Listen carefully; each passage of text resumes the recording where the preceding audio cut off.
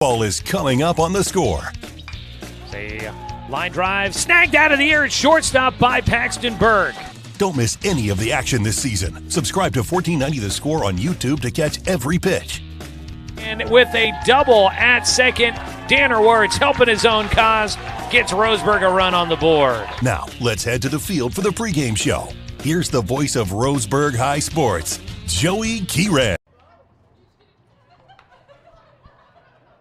Hello and good afternoon, everybody. Welcome to Champion Car Wash Field in beautiful Roseburg, Oregon. Happy spring break to all that get to participate here this week as we get ready to bring you Roseburg High School baseball here on The Score. It's a non-league matchup today for the Roseburg Indians as they welcome in the Jesuit Crusaders, one of the top teams in the state, considered number 4 in the preseason OSAA Today coaches poll.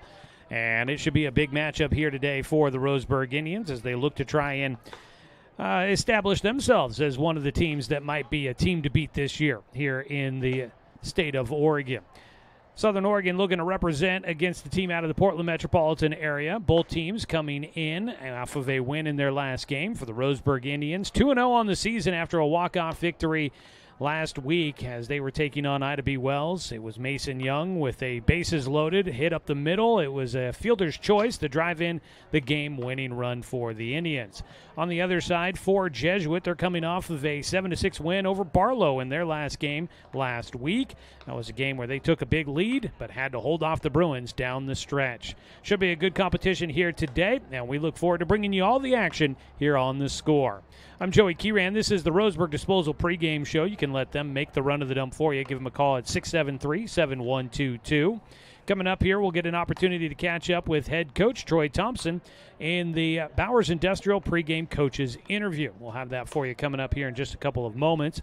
Want to remind everybody, if you happen to be catching us on the radio, this game is also streaming with our live video simulcast at 541radio.com. You can find it there or on our 1490 The Score YouTube channel. If you head to YouTube and hit that subscribe button, you can get notified when we go live with another broadcast of Roseburg High Sports here on The Score. So we got a lot to get to here today as we get game one in this little 2-game series between the Indians and the Crusaders. They'll play today, and then they will wrap it up again tomorrow with a single game.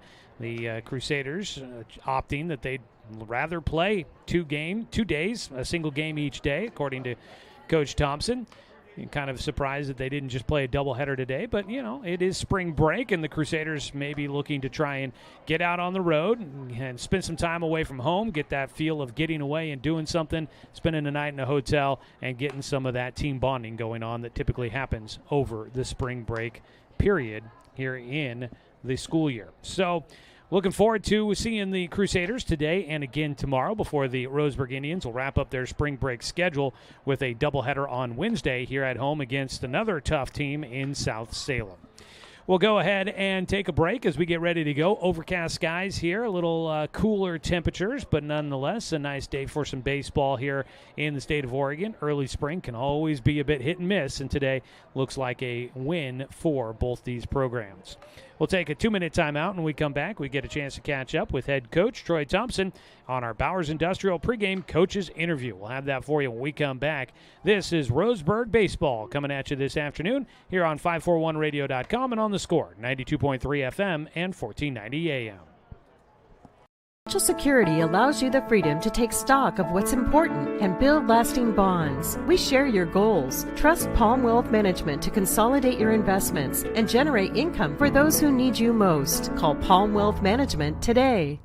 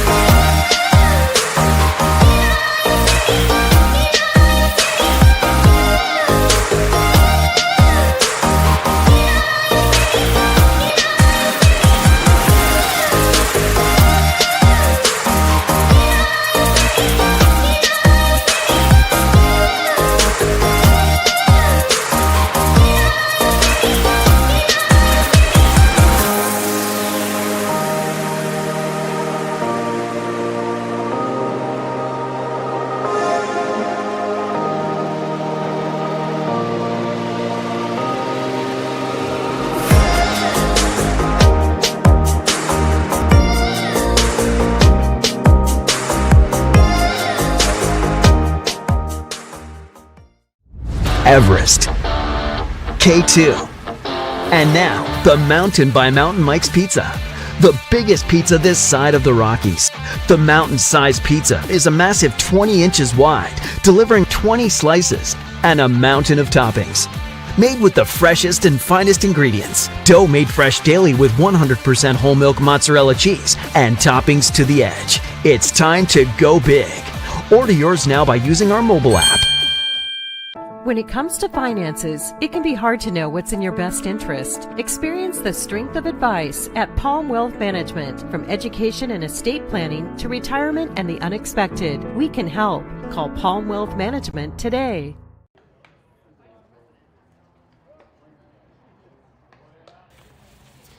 Back with more of our Roseburg Disposal pregame show. You can let them make the run of the dump for you. Give them a call at 673-7122. Well, it's time now for our Bowers Industrial pregame coaches interview as the Roseburg Indians get ready to take on the visiting Jesuit Crusaders as we get spring break underway here. And joining us is Coach Troy Thompson. Coach, got out to a nice start to the season last week, able to get a couple of games in. And how do you feel like the team is settling in? I know we were talking about maybe some nerves, some anxious energy from some of these guys that are getting their opportunity to see this big stage for the first time. How do you feel like guys are doing as now we get ready for the second week of the season? Well, you said it right. We got a couple games in last week, and to come out on the right end of those was a great start for us, and to get some of those nerves and anxiety out of the way that some of our players are going to have being their first experience here was a good thing. So we find ourselves here today against a very good club coming down from Portland and Jesuit, and a chance to play a bunch of games here in a row. The early part of spring break here. So we're excited about the opportunity and to see these quality teams we have coming in. It will be a big challenge for us, but at the same time, exactly what we need to be seeing and need to be doing as we're coming off our 2 games last week and into our bulk of our spring break schedule coming right now. So, we're excited about it.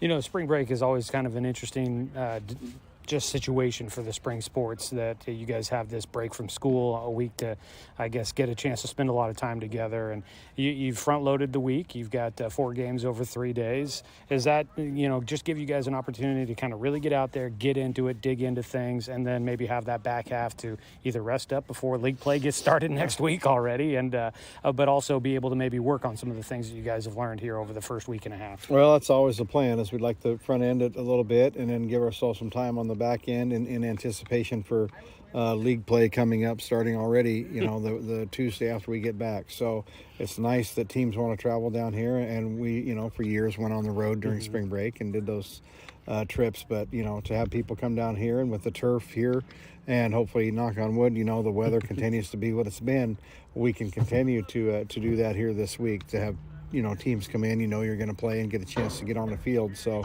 a lot of teams like that when they come down here. They know they're going to play and have a chance to play. So that's always a thought, as we want to front end our spring break and give a chance to be really tested early, not only just with the amount of games, but with the quality of opponent that we have, and, test our bench and test some arms that we're going to have to be successful with later on in the year. They'll get a chance to throw here in the next several days. So it all kind of hopefully works together as we move forward here. Hopefully it all comes out the way you guys planned it when you put that schedule together there. Yeah. You mentioned the quality of competition. These are going to be 2 teams that, based off of preseason rankings and whatnot, these are seen as top competitors around the state. And for you guys to be able to bring in teams that have consistently been there playing at the tail end of the season as the playoffs go on, you mentioned that it tests these guys. And this is the kind of competition you guys want to see. So as you guys go into it, what is kind of the goal of seeing this level of competition this early in the season, and what do you hope to kind of get out of it? Well, the goal's always the same. We want to come out and focus on ourselves and focus on the things we need to do well to play quality baseball and give ourselves a chance to win games no matter who we play. And if we can do those things, it doesn't matter the opponent that shows up here to play or where we travel to play. So we try to focus on us and be aware of the teams we're playing. Obviously, we know, who these teams are and the success they've had through the years. But at the same time, it doesn't matter today. We just need to come out and, like I said, focus on ourselves, do the things we can take care of, and let the game, happen as it happens. And hopefully we can control some of those things with our play and our effort and our attitude toward the game coming in, no matter who we play. So that's always the goal moving through these spring break games and the quality opponents that we see. So, we'd love for it to matter. seeing these teams early, and hopefully maybe late in the year you get to see them again and have a little experience being on the field with them. But the whole reason is you play good teams, and hopefully you learn from that one way or another, and you glean experience from that and take that with you as you move on through your league season. I always like to try and find some series history information on things, but Jesuit was not one I was able to dig up much on. As in your history of being here at Roseburg, do you recall a chance that you guys have gotten to face these guys? Boy, that's a good question, because I thought about that too. And if it did happen, it would have been in the early 03, 04, 05, maybe, if we ever saw them here. But since that time, and their coach on the other side there has been there, I think, 10, 11 years now, and we've never, he and I talked pregame, and we haven't been on the field yet. It was always going to happen in the next round of the playoffs or sometime, late in the year, if this, then this. But I don't think it's happened. So, yeah, a chance for them to come down and experience some time here in Roseburg and get out of that Portland area and come down and play in Southern Oregon is a benefit for them as well. So we're glad they're here and excited to have them here. Now we just need to go out and play well and see what happens here today. All right, Coach. We look forward to it. Appreciate the time here in the pregame. Thanks, Joe. I appreciate it. That is head coach Troy Thompson as we get ready for today's matchup. That is your Bowers Industrial pregame coaches interview. Bowers Industrial, a proud supporter of our local community and youth sports. We'll take a 2-minute timeout. We'll wrap up the Roseburg Disposal pregame show, and when we come back, we'll have a look at your Southern Septic Service starting lineups. This is Roseburg Baseball on 541radio.com and on the Score, 92.3 FM and 1490 AM. Hey there, sports fans. Thanks for watching this local sporting event online at 541radio.com. Did you know there's more than one way to watch games online? You can watch games on your laptop or desktop computer, your tablet, or even your smartphone just by going to 541radio.com. But we also use YouTube to stream all of our video broadcasts, which means you could be watching this game on your big screen TV with a number of different streaming devices. You can stream our live YouTube broadcast through your PlayStation or Xbox gaming device, or through streaming devices like Google Chromecast, Apple TV, or Roku. There's plenty of ways to follow this live local sporting event. Plus, you can find past events archived on 1490 The Score's YouTube channel. Find us on YouTube and subscribe today to keep up with the latest in local sports coverage.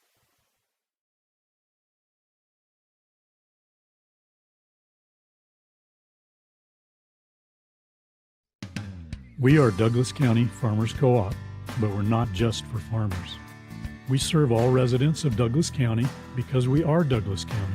Stop by today for everything from a tank of gas to a bite to eat anytime you're hungry. Pick up something for yourself, your home, and those you care for. Celebrating 100 years of service, Douglas County Farmers Co-op. Good people, good products, and good advice. For over 100 years, Douglas County Farmers Co-op has been serving the needs of farmers, ranchers, and homeowners throughout Southern Oregon. Here, everyone is welcome. When you shop with us, you can expect good people, good products, and good advice. No membership needed. Just bring yourself, and we'll provide the expertise and products you need to tackle your next project. Douglas County Farmers Co-op, where everyone is welcome to shop.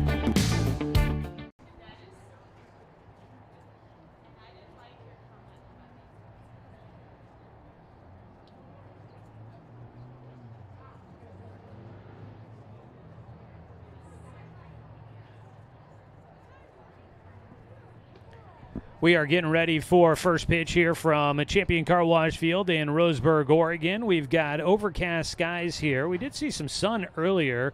There is, I believe, the possibility of maybe a few raindrops, but that's not expected until maybe later this afternoon, evening. Otherwise, we are expecting to see temperatures in the mid to low 60s, looking at 63 right now at the Roseburg Regional Airport.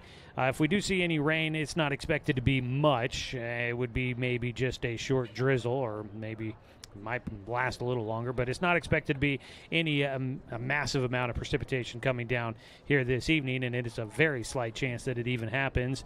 Tomorrow, for the matchup between Roseburg and Jesuit, there's a better chance maybe for some rain, but again, not expected to be very much when it comes to precipitation. Coaches are exchanging lineup cards at home with today's crew. Behind the plate, we'll have Dan Bachmeyer. Looks like on the bases, Tom Nelson and Chris Garrison for us here today. Roseburg and Jesuit getting ready to square off, and as you might have heard there during the pregame coaches interview, this might be the first time in this century that these two teams have played. So we'll get ready to enjoy this matchup here today.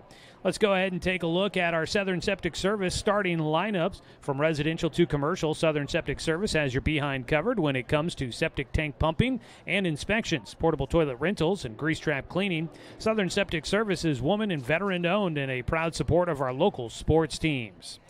First for the visiting Jesuit Crusaders, led by Coach Colin Griffin in his 11th season leading the program. Leading off will be the shortstop, Jake Rowling. At second base, Henry Vanderhoff. Batting third, starting in center field, is Kyle Goodwin. At the DH position, batting cleanup is Julian Vina. He will bat for starting pitcher Chase Kelly. The catcher, Ryder Listy, bats fifth, followed by Lachlan Landerholm, the first baseman. Hitting seventh, starting at third base, is Makoa Kim. And the eighth spot is Ethan Peng, starting in left field. And Luke Williams, the right fielder, will round out the starting lineup for the Crusaders. Taking a look at the defense for the Roseburg Indians here today. Behind the plate will be Amos Bowers. Out at first base, Brady Popkin. At second base, Mason Young. On the left side of the infield, it's A.J. Black at third and Paxton Burke at short. In the outfield from left to right, you've got Nick Ruiz, Christian Corba, and Fletcher Coleman. That is your starting lineup for the Roseburg Indians defensively, as now they will get ready to take the field, and they will look to try and support their starting pitcher for today. That is Danner Wirtz. Danner Wirtz will get the baseball. He was the opening day starter for Roseburg. In that first start of the season, he went all 7 innings. He allowed just 1 hit, picking up the win in a victory for the Indians. That was a 3-1 victory over West Salem in that matchup, with Danner getting the win. In that one, he allowed just the 1 hit, the 1 run, 3 walks. He had 5 strikeouts. He did hit 2 batters, and he had an ERA of 1.00 in that game and on the season. Danner Wirtz, a right-hander. He took a no-hitter into the 6th inning in that matchup. Could not quite finish it out, but he will get a chance to try and see if he can lead Roseburg to a possible victory today against the visiting Crusaders. So we get things ready to go here. Roseburg will be in the white uniforms. It's the pinstripe uniforms with black numbers on the front and the back, outlined in orange. White tops, white trousers, the black pinstripes. They've got the black R outlined in orange on the left breast.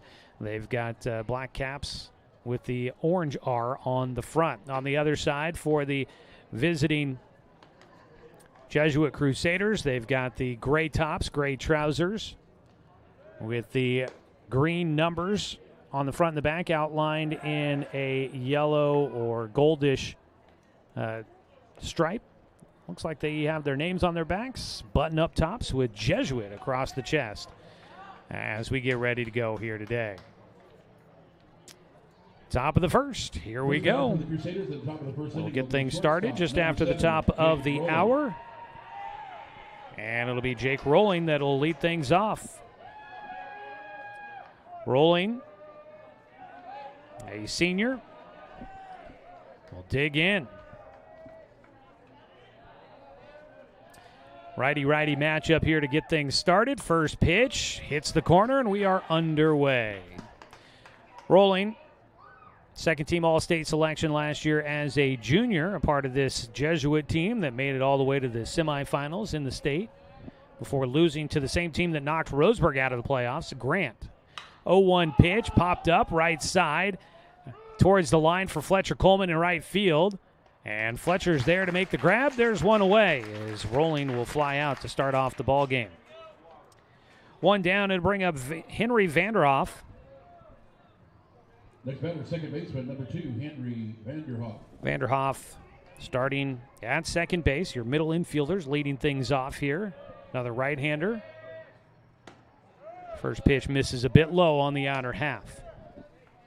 Vanderhoff earned second-team All-League as an infielder as a junior last year. 1-0 pitch, a breaking ball through the zone for a strike to get things started here for Vanderhoff.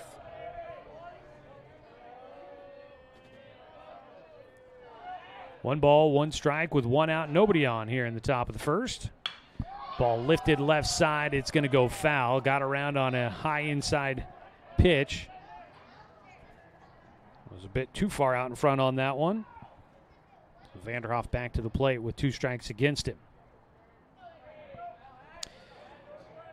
Against Barlow in their last game, Jesuit pulled out to a 6-1 lead. They were leading 7-2 late in that one. As the ball lifted towards center field, it's going to get down in front of Christian Corba.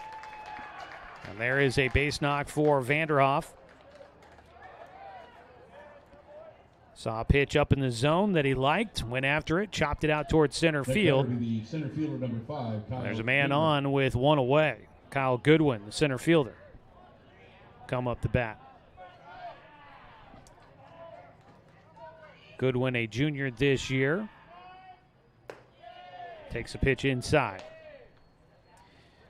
Jesuit led 6-1 after a 5-run top of the 4th against the Bruins. And they led 7-2 before Barlow scored 4 runs in the bottom of the 6th to make it a close game. There's a pickoff throw to first. It is not in time.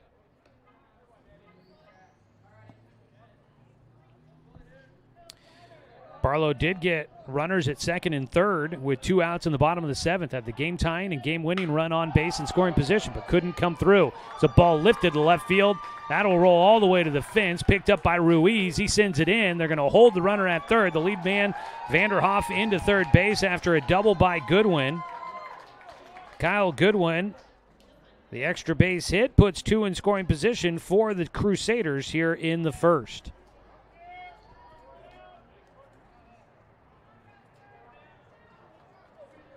So a little bit of trouble here early on for Danner Wirtz. He'll have to try and work through 2 runners in scoring position. Got the leadoff man. He's given up back-to-back hits. Julian Vina will stand in. Another right-hander. Seen all righties here to start things off. Henry Vanderhoff at third base would be the go-ahead run as a swing and a miss at the breaking ball for strike 1. And a visit out to the mound now for Amos Bowers. So Barlow really did challenge Jesuit, nearly pulled off the comeback, but couldn't get it. That was a game played at a non-league or neutral. That's the term I'm looking for, a neutral site for both teams. Played at Hop Stadium out in Hillsboro, home of the Hillsboro Hops, the new ballpark out there. 0-1 pitch, called a strike at the top of the zone. And Vina, the DH, behind 0-2.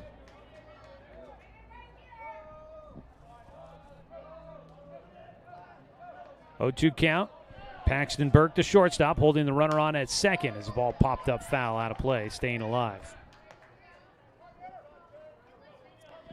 That was back on Thursday last week when the Crusaders and Barlow met there at Hillsboro Hop Stadium. Vina with the 0-2 count, trying to protect, trying to put it in play and bring in a run. He'll take high. A back pick down to third is high and not in time. Amos Bowers having to throw around the batter to get that ball down that direction. 1 out. Runners in scoring position.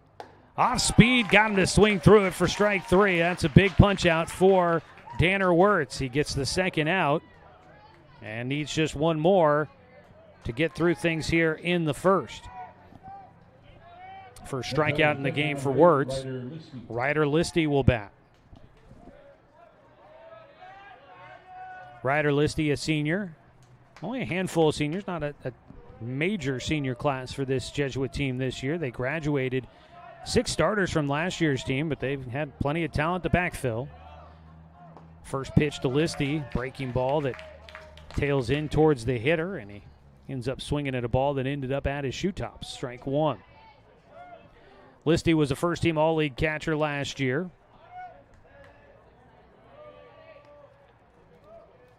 The 0-1 pitch, pulls around, that ball fair down the line. It'll drive in two, into the corner. Listy will have extra bases. Ruiz will send it in as Listy's in standing up at second base. It's a 2-0 lead for Jesuit.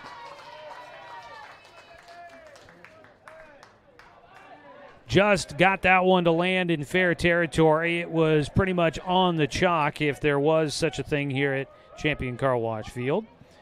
Being an artificial turf field, there's no actual chalk in use. 2-run, 2-out double for Ryder Listy. And Jesuit will grab the early lead, and Roseburg will have to, well, if expected, they'd have to get some offense going today. And they definitely will have to now. First pitch, a strike to Lachlan Landerholm. Landerholm, a junior, starting at first base here today. Sun's starting to shine through the clouds a bit. Off speed, hits the corner for strike two. Starting to cast some shadows. The roof behind home, usually the first thing you'll see. It is currently eclipsing about a third of the home plate circle as of right now. 0-2 pitch. Watching strike three, and that'll get Danner Wirtz through the first inning. So Roseburg will trail 2-0 after a half inning. We will go to the bottom of the first. It is 2-0. Jesuit in front. We'll get you the starting lineups for both sides as we go to the bottom of the first here on 541radio.com and on the Score, 92.3 FM and 1490 AM. Center field, Kyle Goodwin.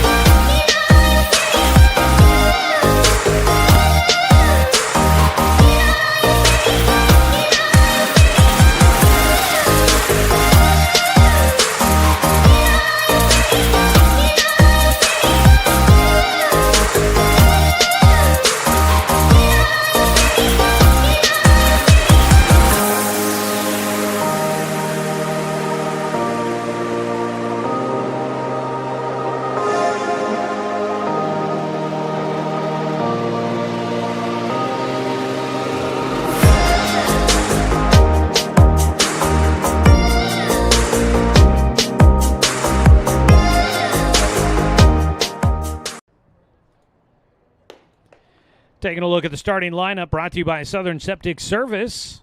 For head coach Troy Thompson in his 24th year leading the Roseburg Indians, it'll be Paxton Burke leading off, the shortstop, followed by Amos Bowers, the catcher. Fletcher Coleman in right field will bat third. The pitcher, Danner Wirtz, batting cleanup. At third base, A.J. Black will hit fifth, followed by Christian Corbett, the center fielder. In left field, Nick Ruiz will bat seventh. Hitting eighth, starting at first base, Brady Popkin. And at second base will be Mason Young to round out the starting nine for the Indians. Defensively for Jesuit, behind the plate, Ryder Listy. Out at first base, Lachlan Landerholm. At second base, Henry Vanderhoff. On the left side of the diamond, it's Makoa Kim at third and Jake Rawling at short.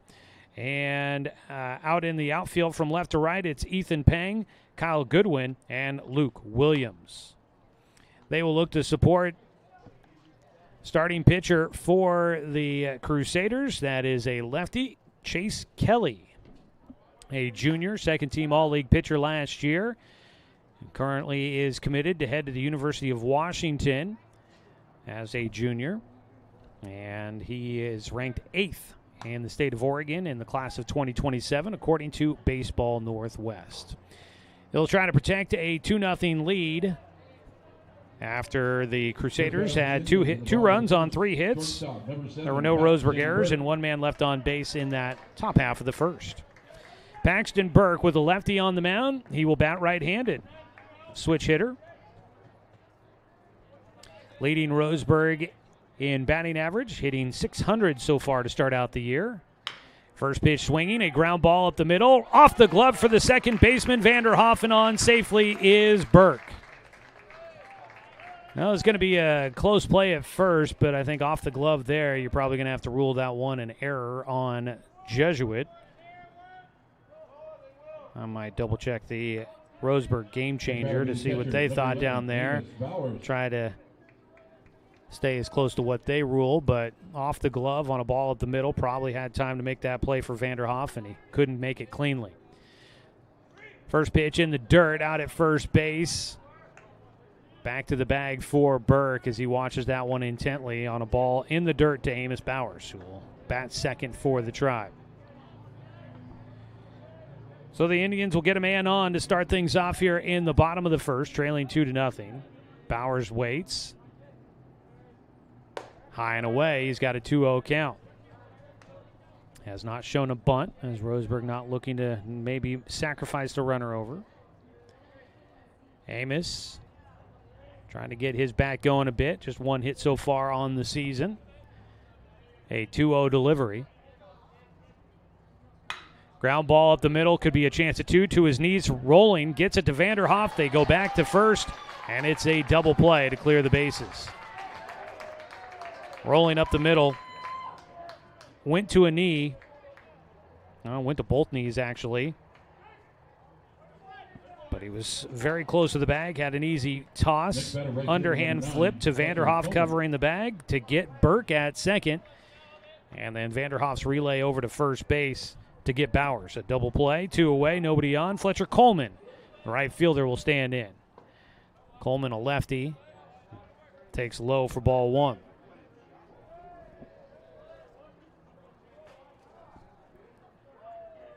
Two 2-0 lead in favor of Jesuit. Ball fouled away for strike one. Sounds like somebody's car might have just worn one there. Hit by pitch for that car in the parking lot. 1-1. Grounder right side, high hopper, a race to the bag, and the first baseman, Landerholm, will tag the bag. A collision there with Fletcher Coleman, but everybody's all right as they stay on their feet. So the Indians get the leadoff man on thanks to an error, but they cannot do anything to take advantage of it. No runs, no hits, one error, and nobody left on base. It remains a 2-0 lead for Jesuit as we head to the top of the second here on 541radio.com and on the Score, 92.3 FM and 1490 AM. My wife and I moved to Oregon to raise a family, set our roots, and to have a lot of fun outdoors. We quickly realized that we needed a truck or a rig for the projects that we were doing in the backyard. When we were looking to find a place to finance our truck, we asked our patients, and everyone recommended Cascade Community Credit Union. It was so easy to work with Cascade. Everything was done via email, phone, and we didn't even need to go in. I can't wait to finish up the projects in the backyard, go on more adventures in our truck with our boys, and I look forward to working with Cascade again in the future. Successful companies have a very important secret. Good advertising works and makes them money. That's why your business should contact Lotus Media Group. Let us help you cash in with multimedia advertising. Multiple touches from Douglas County's only Google certified partner and most effective advertising platform. Web, broadcast, print. Make it happen. LotusMediaGroupLLC.com.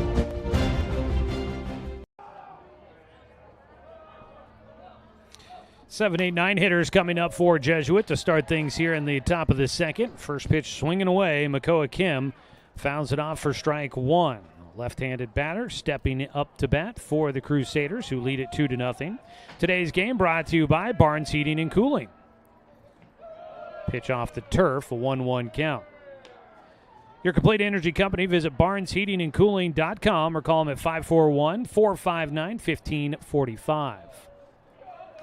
1-1 for Wirtz is high and away to the lefty. 2 balls and a strike.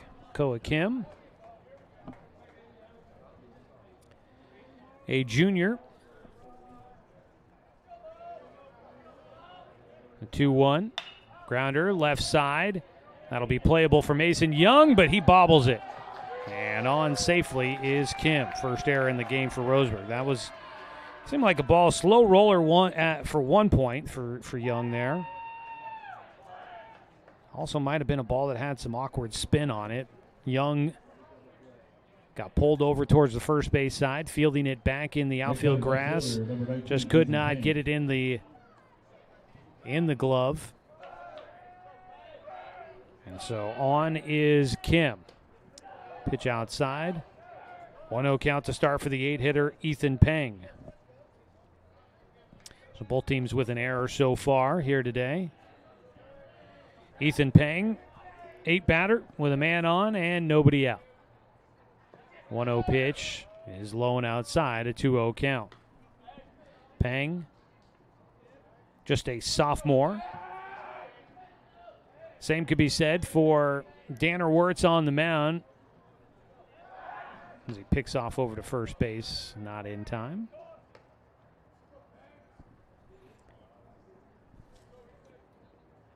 Danner, as a freshman last year, made a number of starts for Roseburg, pitched over 50 innings. 2-0 pitch, throw down to first, not in time. 3-0 count.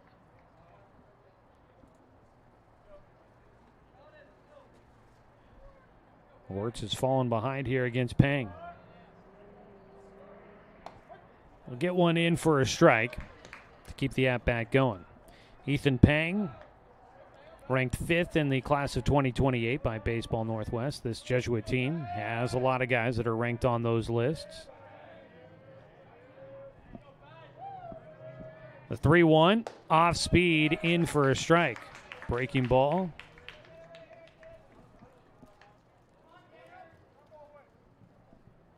Back to a full count now. Looking for a ground ball to turn two with here. Ball fought off, staying alive for Peng. This Jesuit team loaded with talent, as usual.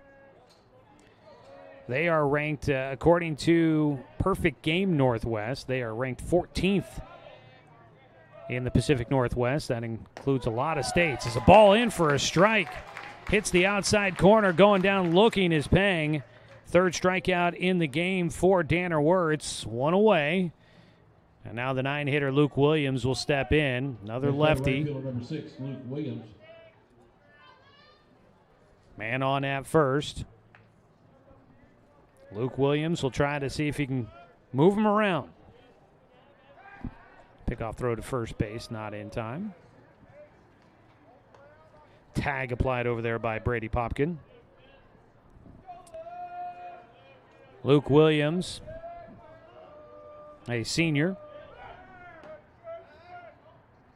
Throw down to second base. The deke at first as if Makoa Kim was going to go, but he does not. It's a 1-0 count as the first pitch misses to the 9-hitter.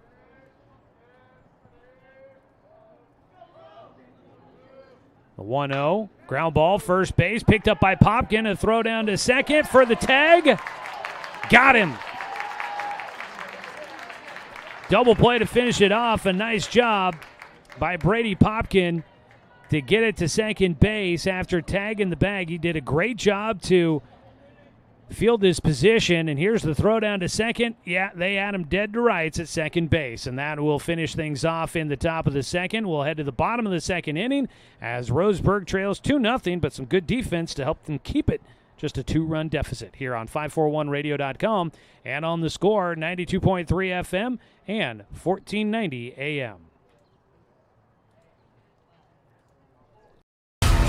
To us, pizza the way it ought to be isn't just our slogan. It's our promise and our passion to give you the best dining experience and the best tasting pizza you expect. For over 40 years, we've been making pizza the way it ought to be. Handmade with the freshest and finest ingredients. Our dough is made fresh daily, and we use 100% whole milk mozzarella cheese and toppings edge to edge. There's pizza, and then there's Mountain Mike's Pizza. Pizza the way it ought to be. At Roseburg Disposal, we're dedicated to meeting your garbage service needs.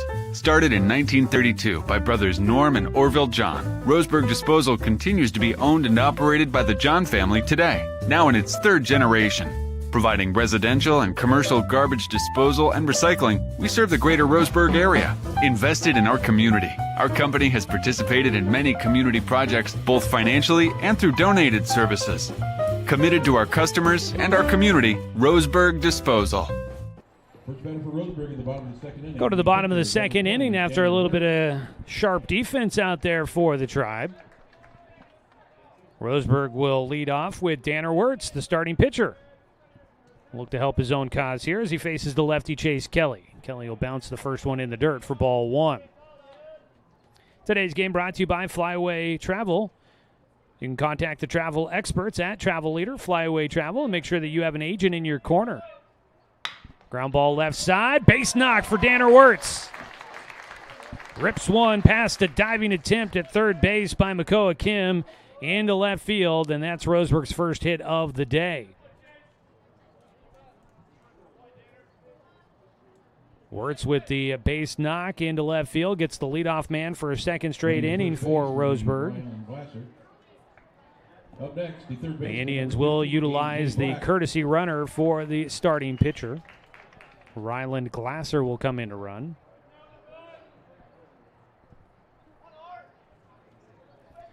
That'll bring up A.J. Black. Takes a strike to get things started. For Danner Wirtz. Good to see his bat going there. Had been out to a slow start at 167. Hit pretty well last year. Squaring to a bunt. Black will take low. And it's a 1-1 count. Kind of caught a bit of a conversation Coach Tim Sester was having with Danner after one of the last games that doesn't need to try and do too much. Might have been trying a bit too hard to do a lot at the plate. As a pickoff throw to first is not in time. Back in goes Glasser.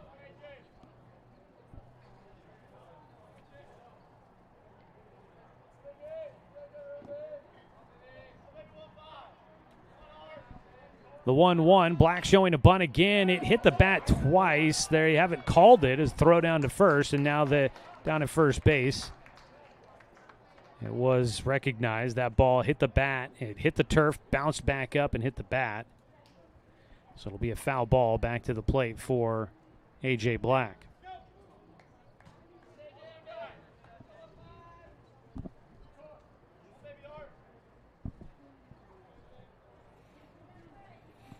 A.J. one hit so far this season. Roseburg's only playing their third game of the year. He's got the 2 strikes against him. The 1-2. He takes high. Pops out of the glove for Listy back behind the plate. But out at first base, Glasser wisely decides not to test the arm. 2-0 lead. We're in the bottom of the second here. Roseburg trailing against Jesuit. The lefty Chase Kelly on the mound. Delivers home. Breaking ball misses outside, and the count goes full. Talking about Jesuit, number 14 in the Perfect Game Northwest Top 25. That includes Oregon, Washington, Hawaii, Alaska, and Idaho. So they're a highly thought of team coming here to Champion Car Wash Field. 3-2 pitch. Swung on and missed. Behind on that full count pitch to A.J. Black. He goes down. First strikeout victim for Chase Kelly. One away after Danner Wirtz. Leadoff single. Christian Corba now stands in. Wirtz was on at first. Courtesy runner comes in for him. That's Glasser at first base right now. Kelly. Misses outside with the fastball for a 1-0 count to the freshman, Christian Corba. This is a young Roseburg team. A lot of youth out there. Corba starting as a freshman. Started the season opener and takes a strike on the outer half. He comes in batting .400. He's got a couple of base knocks. And he does have an RBI. He's got a 1-1 count. Pokes one in the air right side. It will get down in foul territory for strike 2. Here at Champion Car Wash Field, for maybe our visiting audience that has not seen this ballpark before, everything is artificial turf. 320 down the left field and right field line, 385 to dead center field. It's a ballpark that plays bigger than its dimensions. It's a 1-2 pitch coming.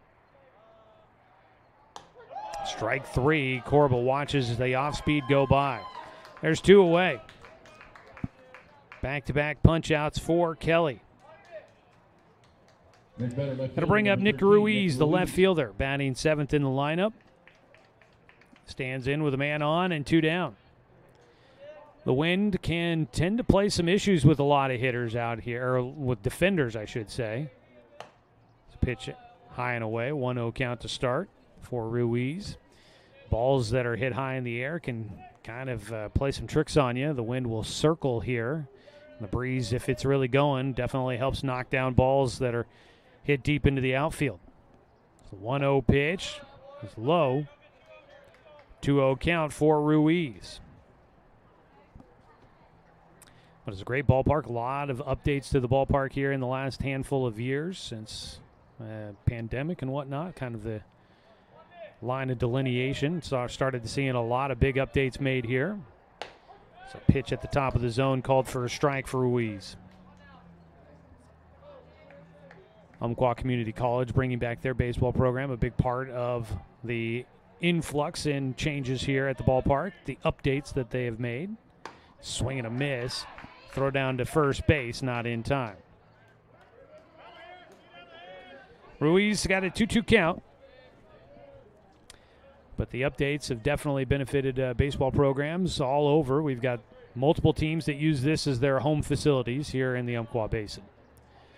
2-2 pitch coming. Kelly gets a ground ball right side. It is picked up by Vanderhoff. He's got time to make the throw over to first base and retire Ruiz. Roseburg gets the leadoff man on base once again, this time on a single, but that's all they're able to manage. No runs, the 1 hit, no errors, and 1 man left on base. It's still 2-0 as Jesuit has the lead in this matchup. We go to the top of the 3rd inning here on 541radio.com and on the Score, 92.3 FM and 1490 AM. To expand your portfolio? Consolidate your investments with Palm Wealth Management. Our trusted team makes it easy to diversify and track your investments. Let Palm Wealth Management coordinate your financial strategy. Call Palm Wealth Management today. Looking for more local sports coverage? CBS Sports Radio 1490 The Score has you covered. Check out our homepage at 541radio.com for sports stories, scores, and podcasts. And follow us on social media. 1490 The Score is on Twitter, Facebook, and Instagram. And take the station with you wherever you go with the 541 Radio app. Download the app in your smartphone's app store and get access to a live stream of the station, sports stories, podcasts, and easy messaging with the station and others. When it comes to finances, it can be hard to know what's in your best interest. Experience the strength of advice at Palm Wealth Management. From education and estate planning to retirement and the unexpected, we can help. Call Palm Wealth Management today.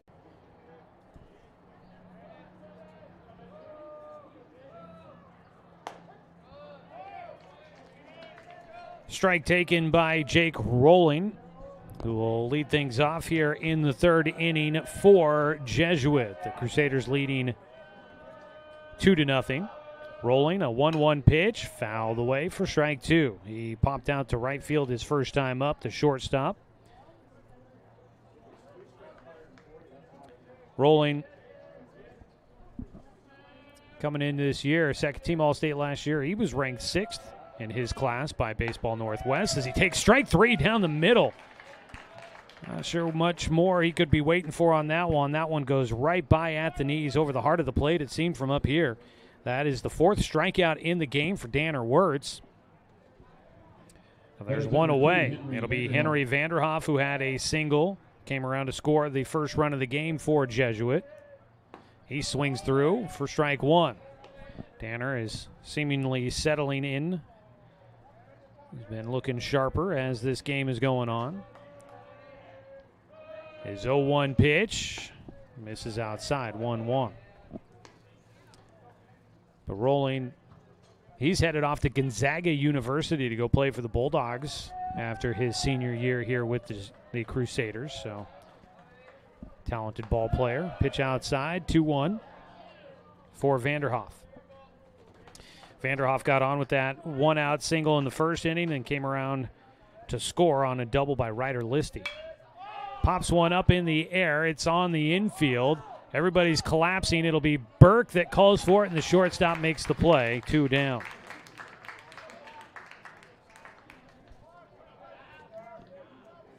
First 2 batters retired for Danner Wirtz. And now the 3-hitter, Kyle Goodwin, will stand in.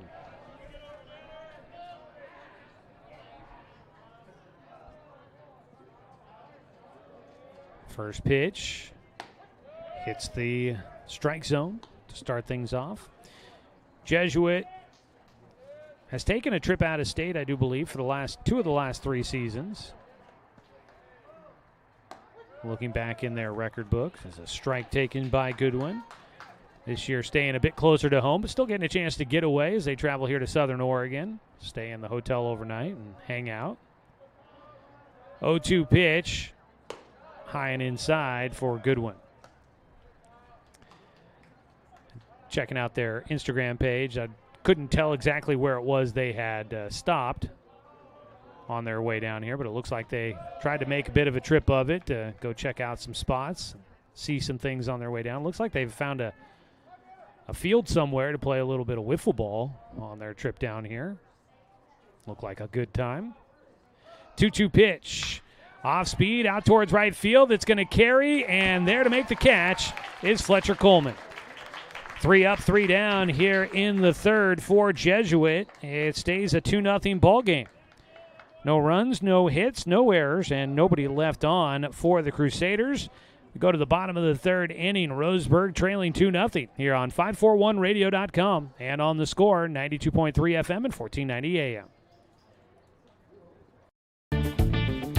For over 100 years, Douglas County Farmers Co-op has been serving the needs of farmers, ranchers, and homeowners throughout Southern Oregon. Here, everyone is welcome. When you shop with us, you can expect good people, good products, and good advice. No membership needed. Just bring yourself, and we'll provide the expertise and products you need to tackle your next project. Douglas County Farmers Co-op, where everyone is welcome to shop. Are you an enthusiastic sports fan? Want to have fun and get in on the action? Heck yes, that'd be awesome. Have great attention to detail? Want to stay active? Definitely. Want to give back to the student athletes in your community? Obviously, yes. Then you'd make an excellent high school sports official. We need more officials in Oregon, because with no high school officials, there are no high school sports. Sign up today at highschoolofficials.com.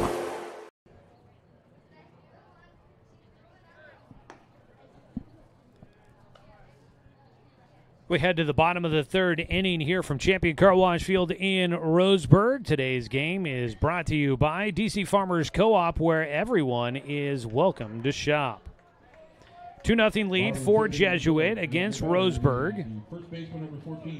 It'll be the 8-9-1 hitters due up here against Chase Kelly, who has allowed just the 1 hit, and that came to Danner Wirtz to lead things off in the second inning. First pitch low, ball 1 to Brady Popkin, the first baseman. Popkin showing off some good leather on a defensive play earlier in the game. Trying to be the third straight leadoff man for Roseburg to get on base as he swings through and fouls one to back to the netting.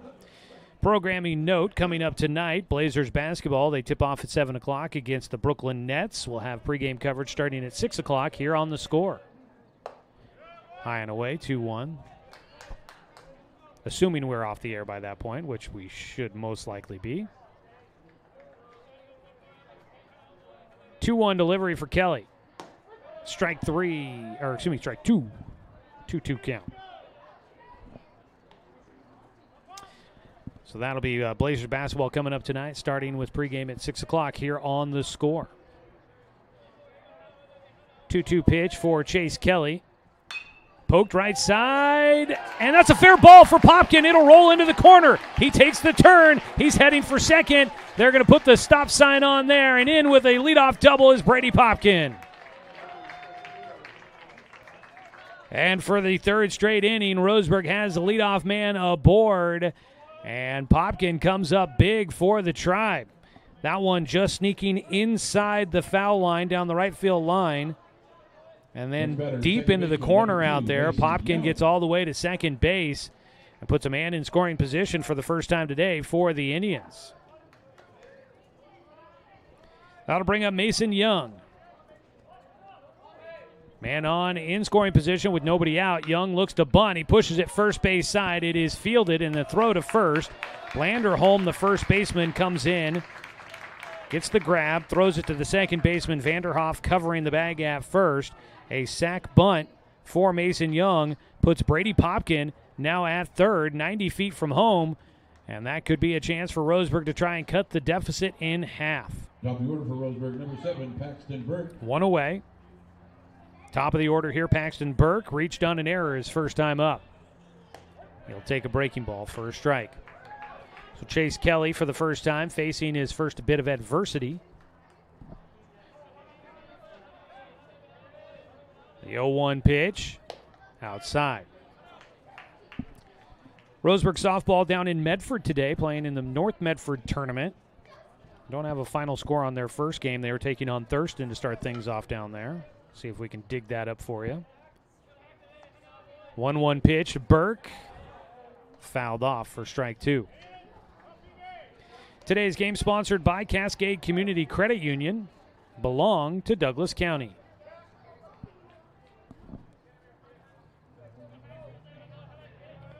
A 1-2 pitch for Chase Kelly. Reaching for it. Pokes it left side. Late break to the plate. The throw's going to go across to first. Not in time. That's a base hit on the infield for Paxton Burke. And it's an RBI. Is coming in to score is Brady Popkin.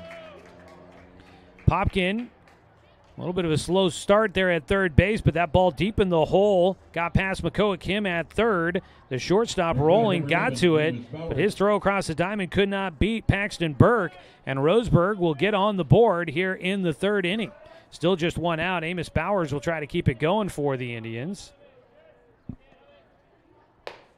He takes high and inside for ball 1. That is the third hit in the game for the Tribe.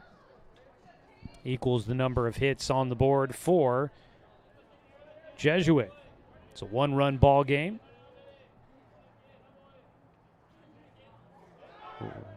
Breaking ball low, and no throw down to second base is in with a stolen base. Paxton Burke led the team with 5 stolen bases coming into today's action, gets his 6th. It's a 2-0 count for Amos Bowers, and now the game-tying run in scoring position with 1 out for the Indians. Bottom of the third inning in this scheduled 7-inning contest.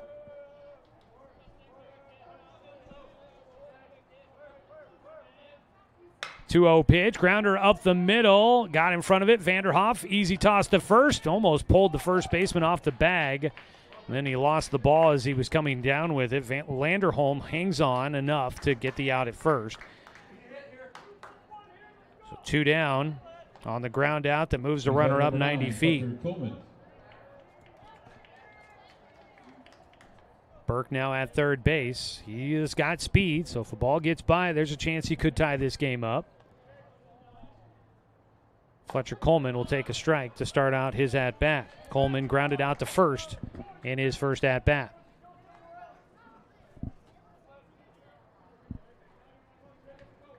Chase Kelly on the mound. The lefty delivers to the lefty, and it's a swing and a miss on a sweeping breaking ball.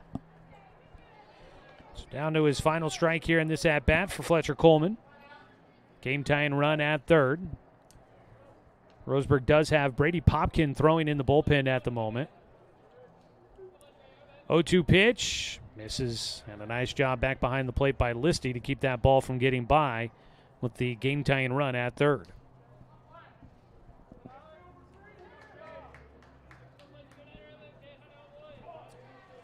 Chase Kelly trying to get through this third inning, a little bit of damage done. He's got a 1-2 count against Coleman. Strike 3 on the inside corner. So Kelly will finish it off here in the third inning. But Roseburg does get one back. Strikeout looking for Fletcher Coleman. Third strikeout in the game for Chase Kelly. It is 1 run on 2 hits. There were no errors, and you had 1 runner left on base. We will head to the top of the 4th inning. A 1-run ball game here on 541radio.com and on the Score, 92.3 FM and 1490 AM. Roseburg Disposal, we're dedicated to meeting your garbage service needs. Started in 1932 by brothers Norm and Orville John, Roseburg Disposal continues to be owned and operated by the John family today, now in its third generation. Providing residential and commercial garbage disposal and recycling, we serve the greater Roseburg area. Invested in our community, our company has participated in many community projects both financially and through donated services. Committed to our customers and our community, Roseburg Disposal. Everest, K2, and now the Mountain by Mountain Mike's Pizza. The biggest pizza this side of the Rockies. The mountain-sized pizza is a massive 20 inches wide, delivering 20 slices and a mountain of toppings. Made with the freshest and finest ingredients. Dough made fresh daily with 100% whole milk mozzarella cheese and toppings to the edge. It's time to go big. Order yours now by using our mobile app.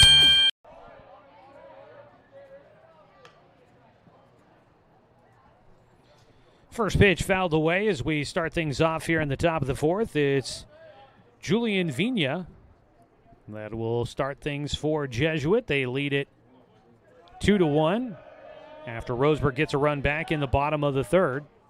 Jesuit with a pair of runs in the first. Off speed, swung on and missed. The breaking ball goes in past Julian Vigna. Strikeout victim in the first inning for Vigna. Leads things off here in the fourth. The 0-2 pitch takes low and outside. Sun starts to beam its way through the hazy clouds that we've had here today. A 1-2 count. Danner Wirtz, the big righty. Breaking ball misses outside. We saw Brady Popkin throwing in the bullpen in between innings, so he could be the first guy they look to if they decide to make a pitching change here in this matchup. 2-2 count for Wirtz against Vigna. Misses low and outside, and Vigna has fought his way back in. Julian Vigna, the junior.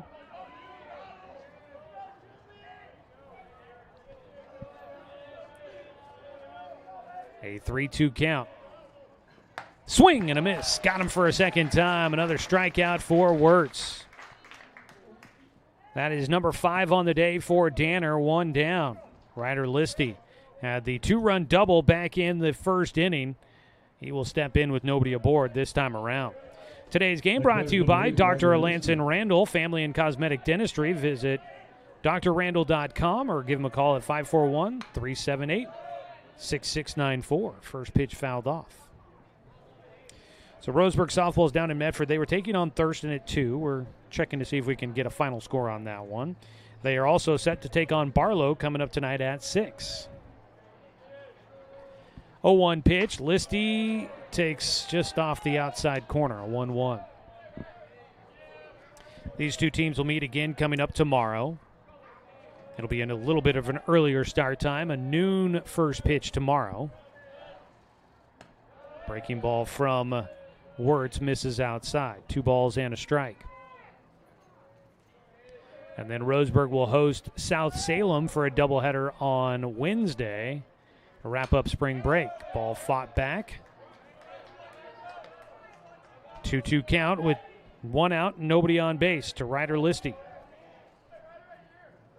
He had 1 of 3 hits in that first inning for the Crusaders. The 2-2 in the air to left field. Going back, Ruiz. He squares it up, has a read on this one, and makes the catch. 2 down. And that brings up Lachlan Landerholm, the first baseman. 0 for 1 in this game with a strikeout looking in the first. Landerholm, the junior.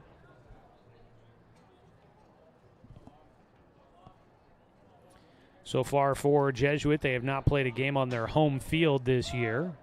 Pitch high and inside, buzz in the tower. Lachlan leans out of the way. Hot pink batting gloves. Those stand out in the crowd. A 1-0. Misses the outside corner. Jesuit started the season playing against Central Catholic at the Northeast Sports Complex. Line drive left field, and Landerholm will have a base knock. First hit since the first inning for the Crusaders. A 2-out single to left. A man aboard for Makoa Kim.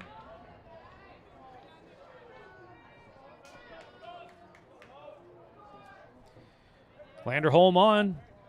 Next batter is number 23. It'll bring up the lefty Kim.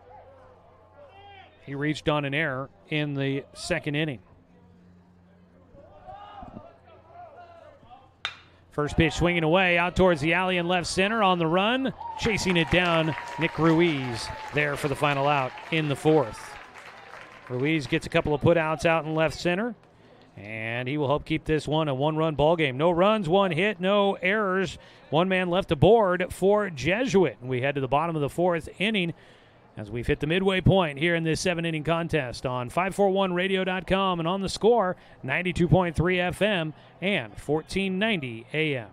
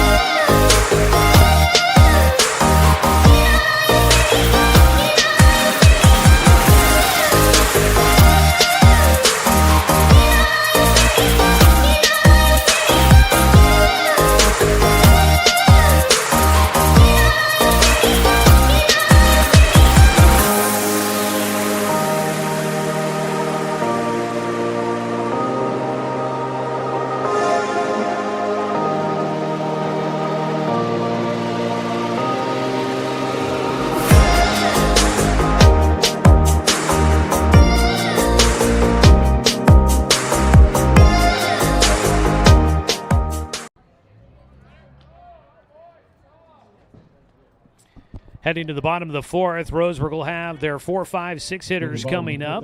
Danner Wirtz will lead things off. He is 1 for 1 with a leadoff single back in the second. Joey Keeran here with you in Roseburg, bringing you Roseburg High Baseball here on the Score and streaming on our YouTube channel, 1490 The Score on YouTube. Also on our website at 541radio.com. First pitch low and outside, ball 1 for Wirtz. It's the lefty Chase Kelly still on the mound. He's given up 3 hits and 1 run in his 3 innings of work. Check swing, went around, couldn't hold up there for Wirtz, and he's got a 1-1 count. Well, it is tournament time. The men's basketball tournament going on right now, and if your bracket is busted, you still have a chance to win with the Score Bracket Challenge presented by Clint Newell Auto Group. Another check swing couldn't hold up for Wirtz, and he falls behind 1-2. The breaking ball buried in right on top of the plate just continues to get Wirtz chasing so far. A 1-2 count with nobody out. Kelly gets strike 3 on the inside corner. Nice job working that in for a strike at the knees. That is the 4th strikeout in the game for Chase Kelly. If you want to fill out a bracket, we're down to the final 16 teams in the bracket. If you want to fill out a bracket, you can start with the round of 16, and you could win still, even if you didn't get in before the tournament started. Or if you did and your bracket is busted and you want another chance to win, here's your opportunity to do so. There's a strike taken by A.J. Black. 0-1 count. He slaps out one, pokes it foul for strike 2 down the first base side. So head to 541radio.com. You'll see the bracket challenge graphic there on the slider as it rotates through. And you could sign up and fill out a new bracket for the round of 16. And if you win that group, then you could win $50 in cash plus $50 to Mountain Mike's Pizza. There's strike 3. Watched it go by. Black, a strikeout victim for the second time. That is 5 punch-outs now in this game for Chase Kelly. So 2 away, nobody on. Christian Corba, a strikeout victim in the second. We'll look to try and get something started. Grounds it towards short. Rolling in front of it. Has time. Sends a strike across. It's a 1-2-3 bottom of the 4th. Score stays at 2-1 in favor of the visiting Jesuit Crusaders. One last note to let you know, head to 541radio.com, fill out a round of 16 bracket for the NCAA tournament, and you could win thanks to Clint Newell Auto Group, your local Toyota dealer. We'll come back with the fifth inning here on 541radio.com and on the Score, 92.3 FM and 1490 AM. My wife and I moved to Oregon to raise a family, set our roots, and to have a lot of fun outdoors. We quickly realized that we needed a truck or a rig for the projects that we were doing in the backyard. When we were looking to find a place to finance our truck, we asked our patients, and everyone recommended Cascade Community Credit Union. It was so easy to work with Cascade. Everything was done via email, phone, and we didn't even need to go in. I can't wait to finish up the projects in the backyard, go on more adventures in our truck with our boys, and I look forward to working with Cascade again in the future. Successful companies have a very important secret. Good advertising works and makes them money. That's why your business should contact Lotus Media Group. Let us help you cash in with multimedia advertising. Multiple touches from Douglas County's only Google certified partner and most effective advertising platform. Web, broadcast, print. Make it happen. LotusMediaGroupLLC.com.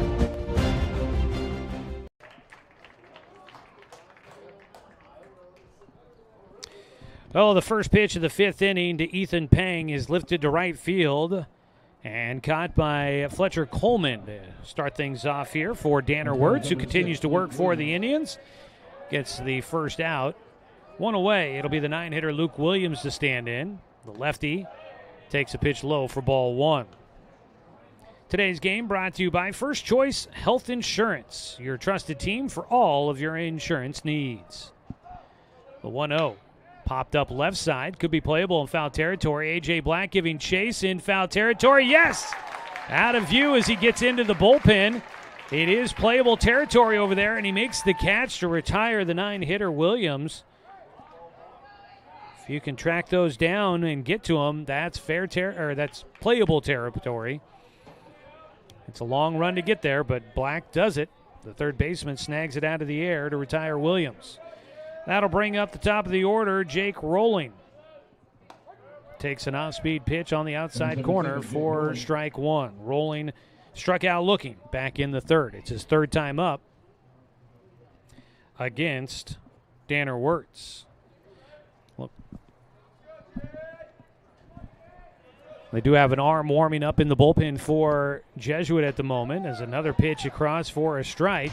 And Rolling finds himself behind 0-2. Danner, 0-2 pitch, rushes him back.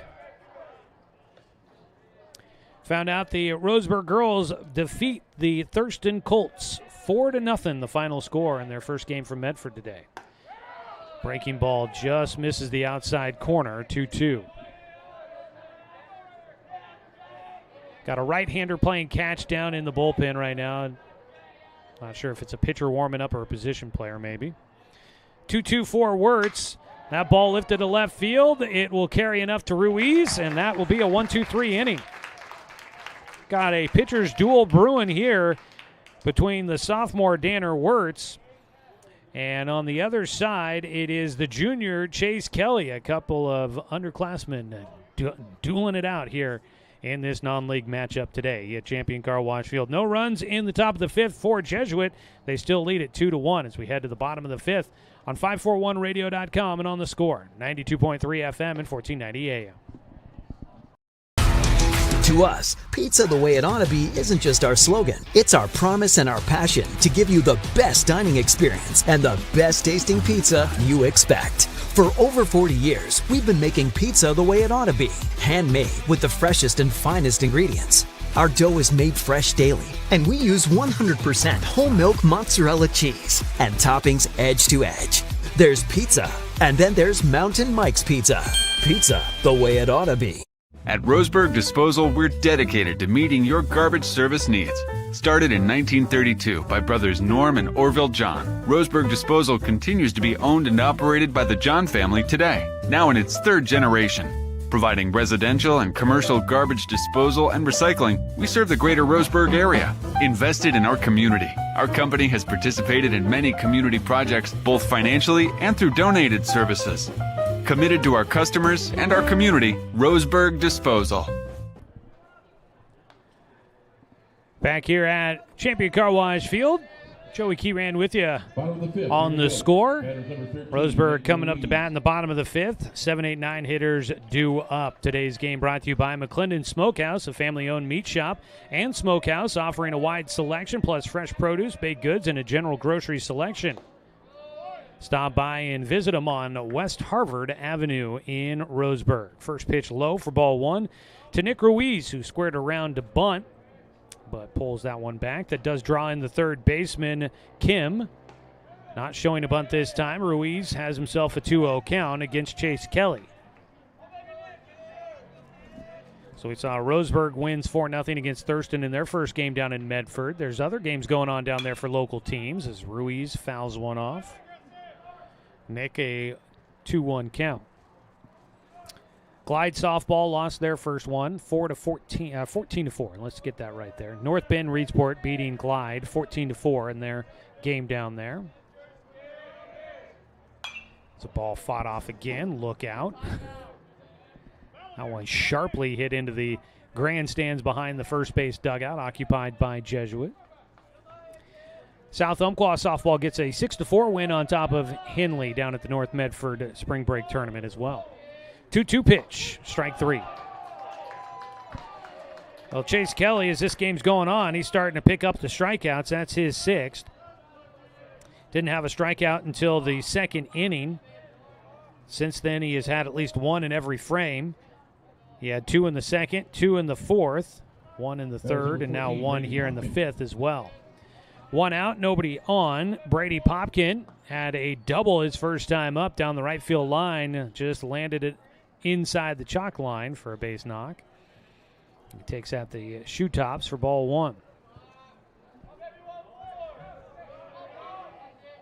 Kelly will miss low. It's a 2-0 count. Mentioned Kelly a commit to the University of Washington. He's sitting in the mid-80s with his fastball. We've heard a little bit of pop out of him out there. The lefty's 2-0 pitch does catch the zone. 2 balls and a strike for Brady Popkin. Feels like it's cooling off a bit here at the ballpark. Line drive shot up the middle. It'll take one hop on the infield. Fielded just in front of the bag for the shortstop Rolling, who tosses it over to first, and Landerholm there for the putout. Off the bat, I thought there was a bit more behind that one for Popkin, but didn't have enough to sneak it through the middle. And there's 2 away with nobody on. Mason Young, a sac bunt his first time up. He will get a chance to bat.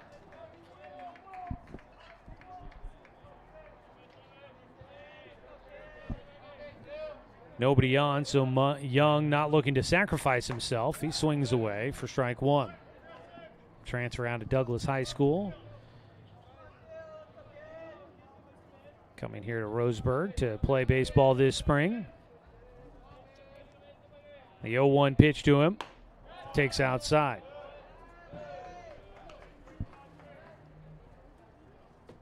Nice crowd showing up. I was surprised with the number of Jesuit parents that were here early and ready to go for this one. They showing up in good numbers. The 1-1 at the knees, called for a strike. Granted, it is spring break, so I could imagine some people maybe taking some time off to follow the team down here to Roseburg and catch these games. A 1-2 pitch. Popped up right side. That one going back. Luke Williams will square up, and he does get there in time. That ball, the launch angle didn't help out Mason Young. Might have caught Luke Williams a little off guard playing in right field, but Mason Young unable to get it over the head of the right fielder. So 3 up, 3 down in the fifth inning for the Indians, and it remains a 2-1 ball game as we head to the top of the sixth. Back after this 1-minute timeout on 541radio.com and on the score, 92.3 FM and 1490 AM. To expand your portfolio? Consolidate your investments with Palm Wealth Management. Our trusted team makes it easy to diversify and track your investments. Let Palm Wealth Management coordinate your financial strategy. Call Palm Wealth Management today. Looking for more local sports coverage? CBS Sports Radio 1490 The Score has you covered. Check out our homepage at 541radio.com for sports stories, scores, and podcasts. And follow us on social media. 1490 The Score is on Twitter, Facebook, and Instagram.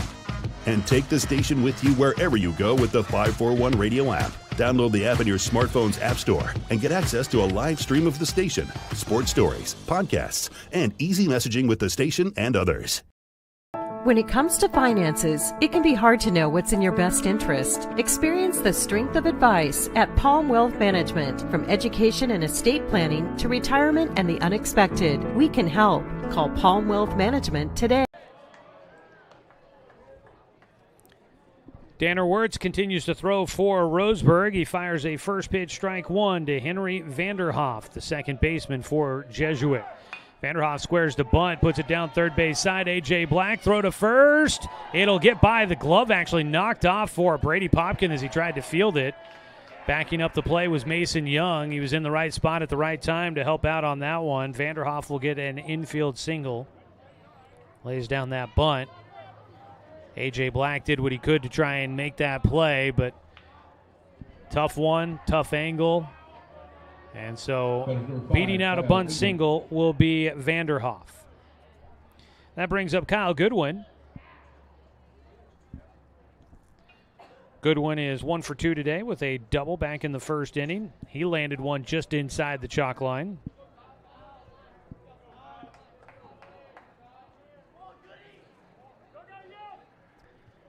Wirtz works specifically out of the stretch, so pick it off down to first, almost got it there in time, but back in safely goes Vanderhoff.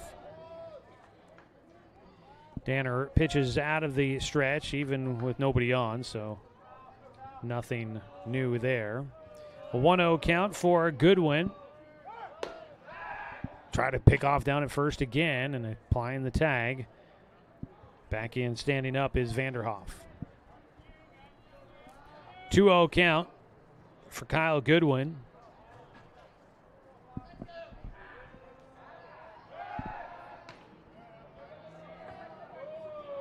Throw to first, not in time. Expecting Vanderhoff over at first base to be a guy that might take off. He doesn't have a big lead. Takes a half step back and now will inch his way back out there. Bunt laid down. Fielded by Wirtz. The throw to first in time. Bang, bang play there at the bag. And up to second base will go Vanderhoff on the sac bunt by Kyle Goodwin. It'll bring up Julian Vina as Jesuit looks to try and add some insurance here. Just a one-run lead at the moment. Hitting the late stages of this one. First pitch, strike one. Wirtz making his third time through the lineup. Faces the cleanup man here. Vina so far 0 for 2 on the day. Wirtz will step off as Young was holding on. Vanderhoff out at second base.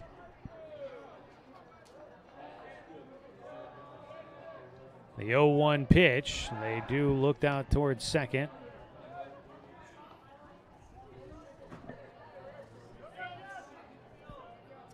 Vanderhoff, though, back in. They continue to give him attention.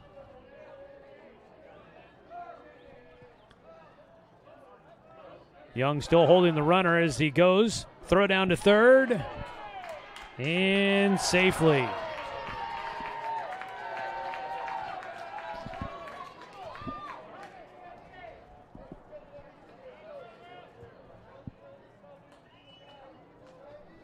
So stealing third is Vanderhoff. Man 90 feet from home with just one out. Breaking ball in for a strike. I believe it's a 1-ball, 2-strike count. Yeah, that would be the case. Otherwise, that would have been strike 3. So 1 ball, 2 strikes to Vina with a man at third to try and stretch it back out to a 2-run lead. Swing and a miss for a third time today. Vina goes down with a strikeout. His third strikeout swinging, and that is strikeout number 6 on the day for Danner Wirtz.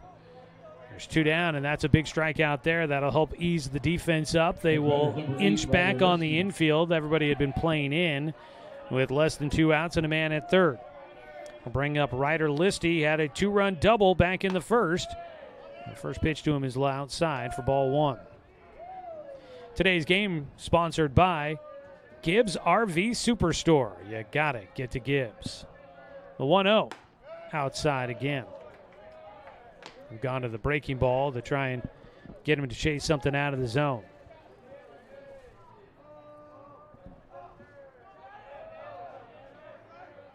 Two balls, no strikes, with 2 out and a man at third. Pitch in the dirt, hanging on to it. Amos Bowers behind the plate, make sure it doesn't get by. So Danner Wirtz has not walked anybody so far today. The 3-0 pitch, fouled back, green light for Ryder Listy. And he fouls one back to the screen. It was going to be a strike, so either way, he was not headed down to first on that pitch. The 3-1, he will now. He takes ball 4, and that is the first walk of the game for Danner. First walk of the game for either pitcher.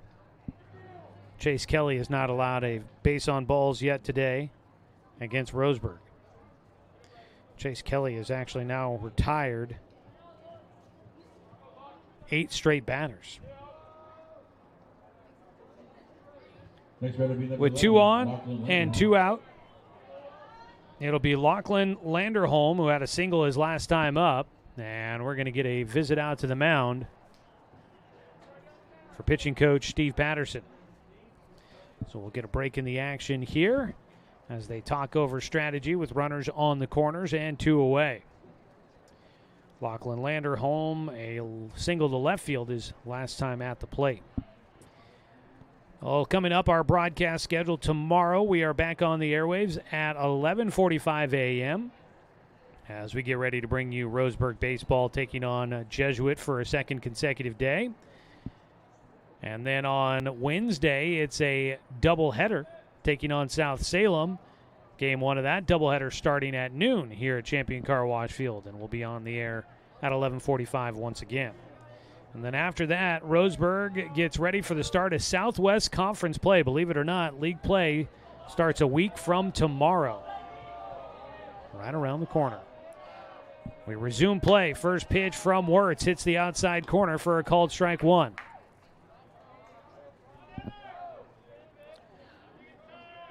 Talk about the weather. Still reading 63 out at the Roseburg Regional Airport. Pitch in the dirt, 1-1 count. The official weather station for the National Weather Service here in Roseburg. Feels a little bit cooler than 63, I'd say. 1-1 pitch, low and outside. Wirtz falls behind against Landerholm. A 2-1 count, 2 down. Still just a 1-run ball game here. Jesuit in front as we're in the top of the 6th inning. The 2-1 pitch misses low and outside again. There is a base open, but that would load him up. So Wirtz trying to find a way to get through this one here. The 3-1. Strike, throw down to second. They cut it off, throw to the plate. Tag out at home. Down on the turf is Vanderhoff. As the play at the plate, the tag applied by Bowers. He threw down and they cut it off short. It was Mason Young that was there. Threw back to the plate and tag applied, making sure he got him in the chest. Might have carried a bit high as it ended up in the chin there for Vanderhoff, but he is out at home, and that'll keep it a 1-run ball game. And I think Colin Griffin is out to just make sure that there wasn't any sort of illegal into the base path for Amos Bowers. The call is going to stand, and it remains a 1-run ball game. 2-1 as we head to the bottom of the 6th on 541radio.com and on the score, 92.3 FM. And For over 100 years, Douglas County Farmers Co-op has been serving the needs of farmers, ranchers, and homeowners throughout Southern Oregon. Here, everyone is welcome. When you shop with us, you can expect good people, good products, and good advice. No membership needed. Just bring yourself, and we'll provide the expertise and products you need to tackle your next project. Douglas County Farmers Co-op, where everyone is welcome to shop. Are you an enthusiastic sports fan? Want to have fun and get in on the action? Heck yes, that'd be awesome. Have great attention to detail? Want to stay active? Definitely. Want to give back to the student athletes in your community? Obviously, yes. Then you'd make an excellent high school sports official. We need more officials in Oregon, because with no high school officials, there are no high school sports. Sign up today at highschoolofficials.com.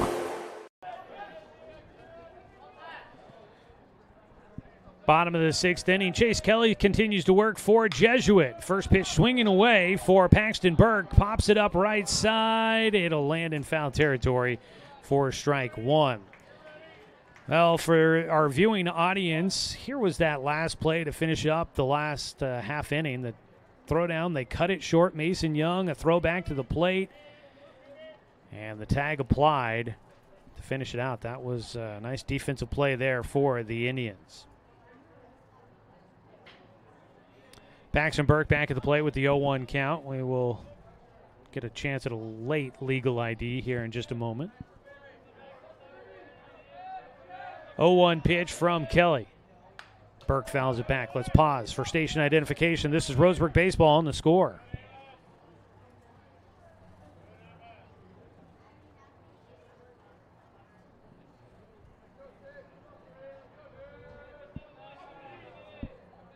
Oh-2 pitch to Burke is outside. It goes to 1-2. Paxton's been on base twice, reached on an error in the first, had an RBI single in the third.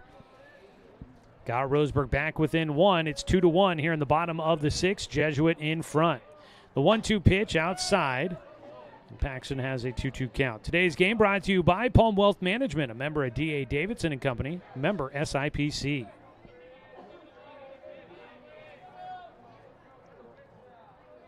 Kelly, the lefty, will set on the mound. Some activity in the bullpen for Jesuit. The 2-2. Strike three called. Kelly's gotten into a groove in this one. He's got 7 punch-outs now. He has now retired 9 straight. He's starting to look really sharp out there. Batter number 11, Amos Bowers. Both pitchers have been doing well and keeping this a low-scoring affair. Amos Bowers, the catcher. First pitch swinging away, pops it up the right field. Going back, that ball continues to carry, but able to run it down. Luke Williams makes the catch. Bowers gave it a ride, but that ball tracked down by Williams in right field. 2 away. Next batter, number 9, Fletcher Coleman. That'll bring up the 3-hitter, Fletcher Coleman. 0 for 2 in the game. Last time up, struck out looking. And he gets plunked this time. I was going to say it'd be a rarity if Fletcher Coleman didn't get on base. He has been practically unstoppable in that category. Fletcher Coleman on base percentage at .857 coming into this one. He had been walked 5 times coming in to today's game.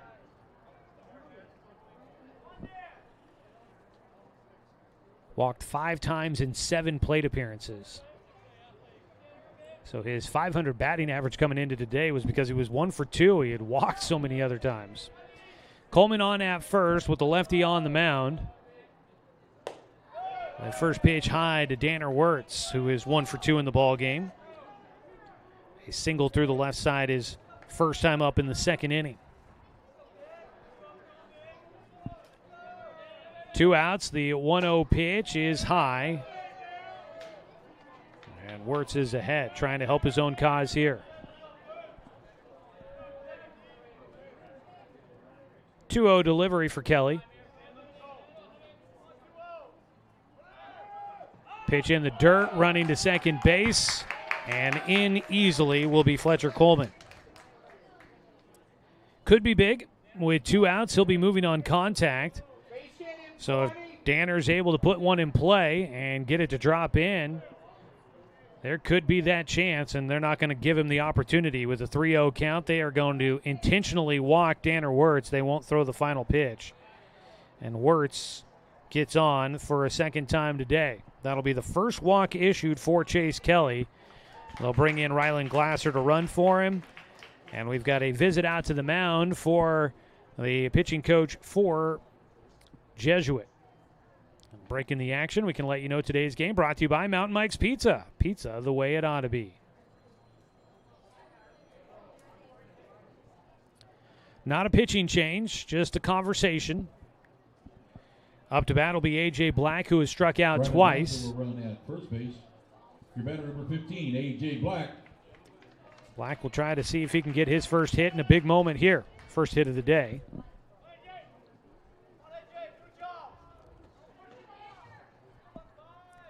It's a 2-1 ball game. We're in the bottom of the 6th.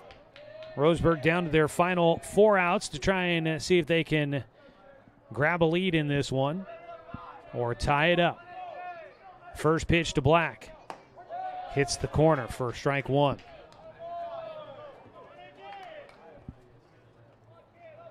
Starting third baseman for the Indians.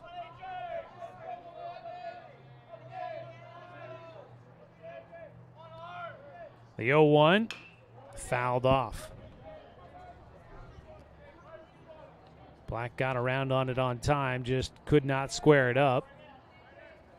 Breaking ball that was down in the dirt. 0-2 count for Kelly, looking for a payoff pitch to get out of the jam.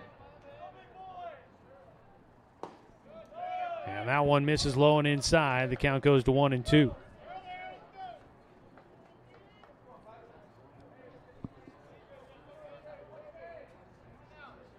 Jesuit needs one more out to send it to the 7th inning with a lead still intact.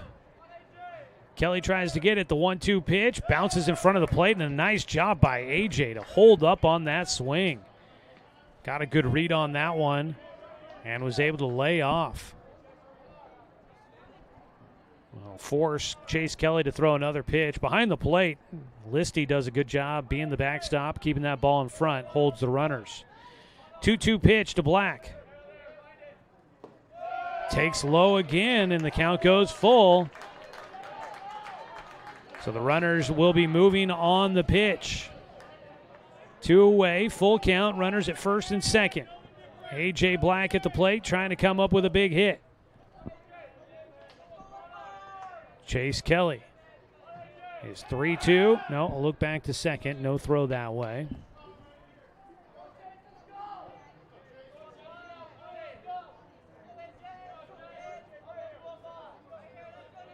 We'll set up again here for the full count pitch to A.J. Black. Fletcher Coleman, the game-tying run at second. Foul tipped into the glove for strike 3, and that will finish off the frame. A.J. did what he could to try and stay alive, but it goes into the glove. Listy will make the catch for the strikeout to finish off the bottom of the 6th. So that will do it for the Indians in their scoring threat there in the 6th inning. They will have to try and get something in the bottom of the 7th. No runs, there were no hits, there were no errors, and 2 men left on. We go to the top of the 7th. It's a 2-1 ball game here on 541radio.com and on the Score, 92.3 FM and 1490 AM. Roseburg Disposal, we're dedicated to meeting your garbage service needs. Started in 1932 by brothers Norm and Orville John, Roseburg Disposal continues to be owned and operated by the John family today, now in its 3rd generation. Providing residential and commercial garbage disposal and recycling, we serve the greater Roseburg area. Invested in our community, our company has participated in many community projects, both financially and through donated services. Committed to our customers and our community, Roseburg Disposal. Everest, K2, and now the Mountain by Mountain Mike's Pizza. The biggest pizza this side of the Rockies. The mountain-sized pizza is a massive 20 inches wide, delivering 20 slices and a mountain of toppings.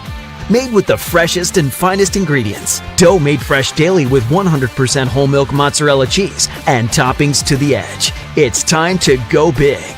Order yours now by using our mobile app.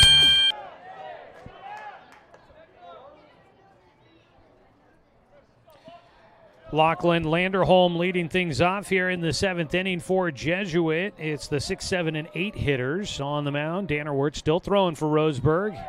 Misses low. Count goes to 2-1. Danner working quickly in between innings. I'm trying to be as fast as I can getting into those commercial breaks, but he is moving quick. A 2-1 pitch. Breaking ball in for a strike. Landerholm leaning out of the way, but that pitch slicing back towards the middle of the plate to even up the count. 2 balls, 2 strikes to the leadoff man in the 7th. Jesuit leading by a run. Breaking ball, called strike 3. Landerholm goes down. And I don't think he agreed with that one, but he goes down looking for a second time in the ballgame. 7th strikeout in this one for Danner Wirtz. That'll bring up Makoa Kim, the third baseman. He is 0 for 2, reached on an error his first time. Flew out the left his last time up. Breaking ball, catches the outside corner. And actually, we've got a new batter here. This is going to be Austin Bernards. Bernards will take a breaking ball for strike 2. He's another lefty, so I didn't catch it right away there. Bernards. Oh, guess I missaw something there. A 2-1 count to him. Fouls one back for strike 2.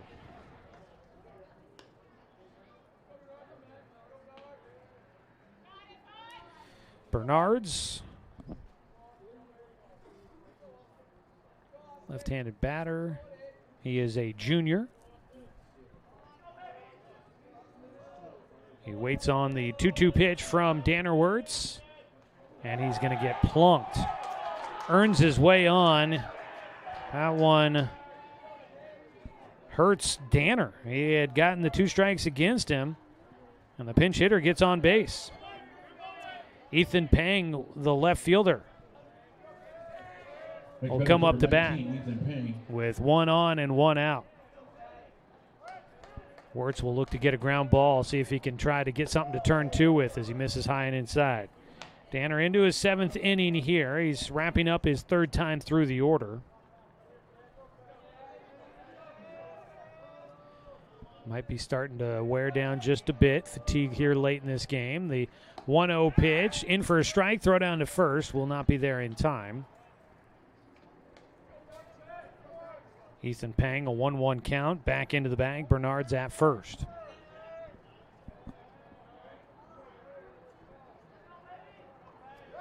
Throw to first base, checking on Bernard's again. He's back in safely.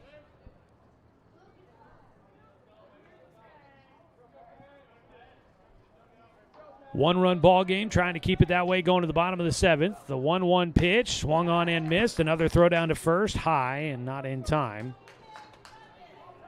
So Pang with a 1-2 count. He's 0 for 2, a strikeout victim his first time up. Runner going this time, and it's the hit and run. It works out into left field, a base knock. And Pang will get on safely for the first time. The runner draws the shortstop, Paxton Burke, out of his position. Left that shortstop position wide open. And that'll put runners at first and second with just 1 away.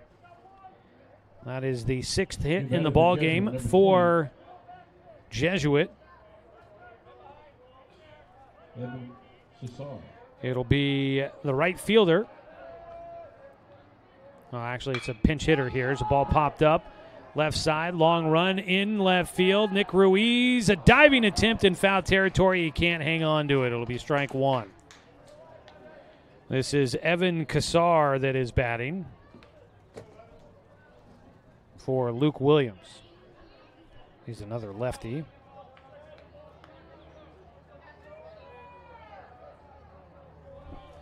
So Kasar, a pinch hit appearance. He's behind 0-1. He'll take high for a 1-1 count.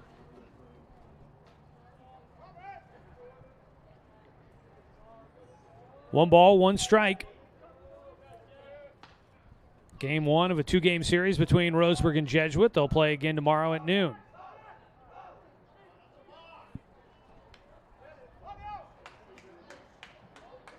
One count. First and second for Jesuit here. Breaking ball is in for strike two. Kasar, the lefty, didn't know what to do with that pitch. Finds himself down to his final strike. Roseburg looking for something they can turn two with here. The 1-2 pitch from Wirtz. And he will step off. Out at second base, the runner, Bernard's, being held on by shortstop Paxton Burke, who has been pesky behind him there. The 1-2 popped him up again, foul territory, this time playable for third baseman A.J. Black. He collides with the catcher and hangs onto the baseball. Amos Bowers went low, and A.J. Black went high. I was looking to see if maybe we had an angle on the replay that might have shown that, but I don't think we did. That would have given you a good look at that. So sorry, that's out of the play of out of the reach of the cameras. Two down. Amos Bowers a little shaken up on this one. He's doubled over at home a bit here. Lindsay is going to come out to check on him, the athletic trainer for Roseburg. She'll pat Amos on the back. Might have just had the wind knocked out of him here. Lindsay does not spend much time there checking on him. It seems like he'll be all right. Two down. That was a big out there for the Tribe. It'll go back to the top of the order. Kasar, in his pinch hit appearance, flies out. Jake Rolling will come up to bat.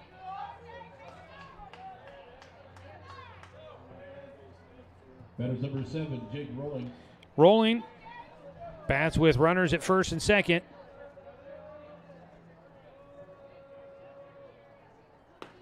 First pitch, a strike to him.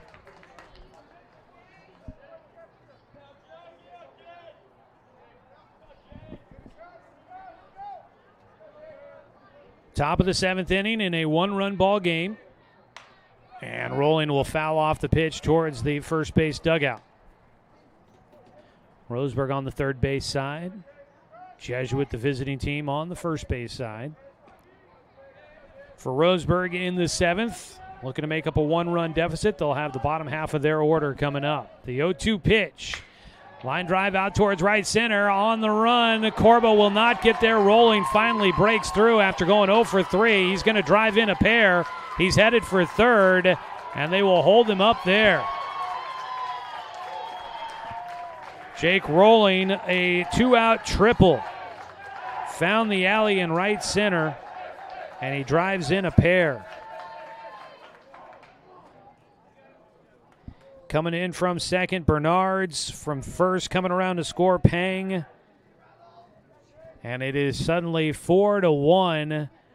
The Crusaders in front of Roseburg. That is the seventh hit in the game for Jesuit. First hit of the day for Jake Rolling. And that had to feel good. Danner Wirtz had his number. He was 0 for 3 going into that at-bat. Wirtz will miss outside, ball one. So now the Roseburg Indians, a much steeper hill to climb as they go to the bottom of the seventh. Trailing now 4-1. It was a tight one until that swing.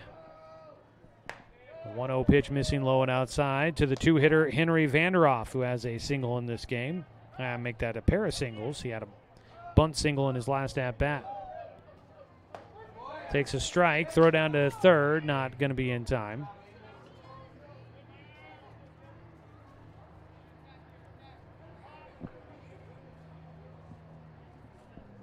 The 2-1 pitch, missing low. So Wirtz falls behind Vanderhoff. The 3-1. And there's ball 4. Second walk for Wirtz in this one. We'll put him on the corners with 2 outs. And here comes Coach Patterson out to the mound, and I believe we're going to get a pitching change here. Going to switch some things around here for the Roseburg Indians. As Danner Wirtz is going to exit here in the 7th. He had pitched a spectacular game, did a really good job of holding down a talented Jesuit team, but a 2-out triple here in the 7th stretches this one out to a 3-run lead for the Crusaders. We've got a pitching change. We'll take a 1-minute timeout, and we will come back with all the details on the defensive changes here on 541radio.com and on the Score, 92.3 FM at 1490 AM.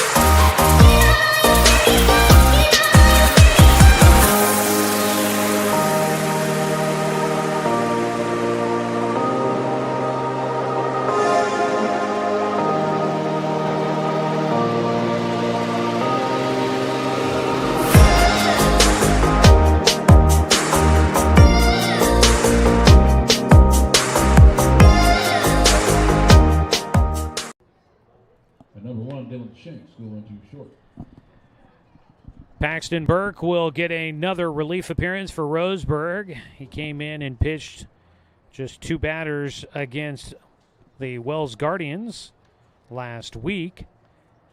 He got a pair of strikeouts and those 2 batters faced. So he'll take over. So that means a new man at shortstop, Dylan Shanks. A junior will make his first appearance on the season. He goes to short.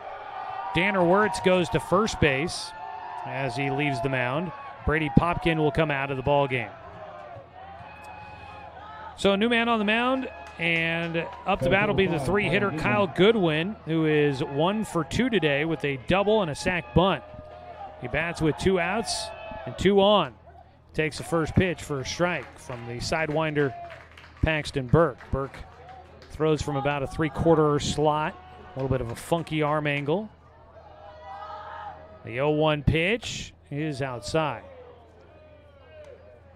Not your traditional pitcher, but he's a guy they feel comfortable relying on in tight spots to come into the ball game to try and be competitive and get some outs. A 1-1 pitch.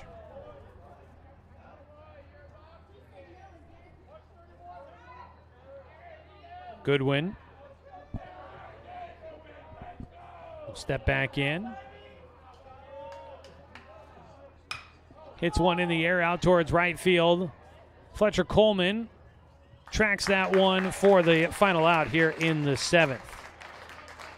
So that'll do it. Just 1 batter faced for Paxton Burke. He gets the Indians out of the 7th, but 2 runs do come in for the Crusaders. And we will head to the bottom of the 7th with Jesuit hanging on to a 4-1 lead here on 541radio.com and on the Score, 92.3 FM and 1490 AM. My wife and I moved to Oregon to raise a family, set our roots, and to have a lot of fun outdoors. We quickly realized that we needed a truck or a rig for the projects that we were doing in our backyard. When we were looking to find a place to finance our truck, we asked our patients, and everyone recommended Cascade Community Credit Union. It was so easy to work with Cascade. Everything was done via email, phone, and we didn't even need to go in. I can't wait to finish up the projects in the backyard, go on more adventures in our truck with our boys, and I look forward to working with Cascade again in the future. Successful companies have a very important secret. Good advertising works and makes them money. That's why your business should contact Lotus Media Group. Let us help you cash in with multimedia advertising. Multiple touches from Douglas County's only Google certified partner and most effective advertising platform. Web, broadcast, print. Make it happen. Lotus Media Group, LLC.com.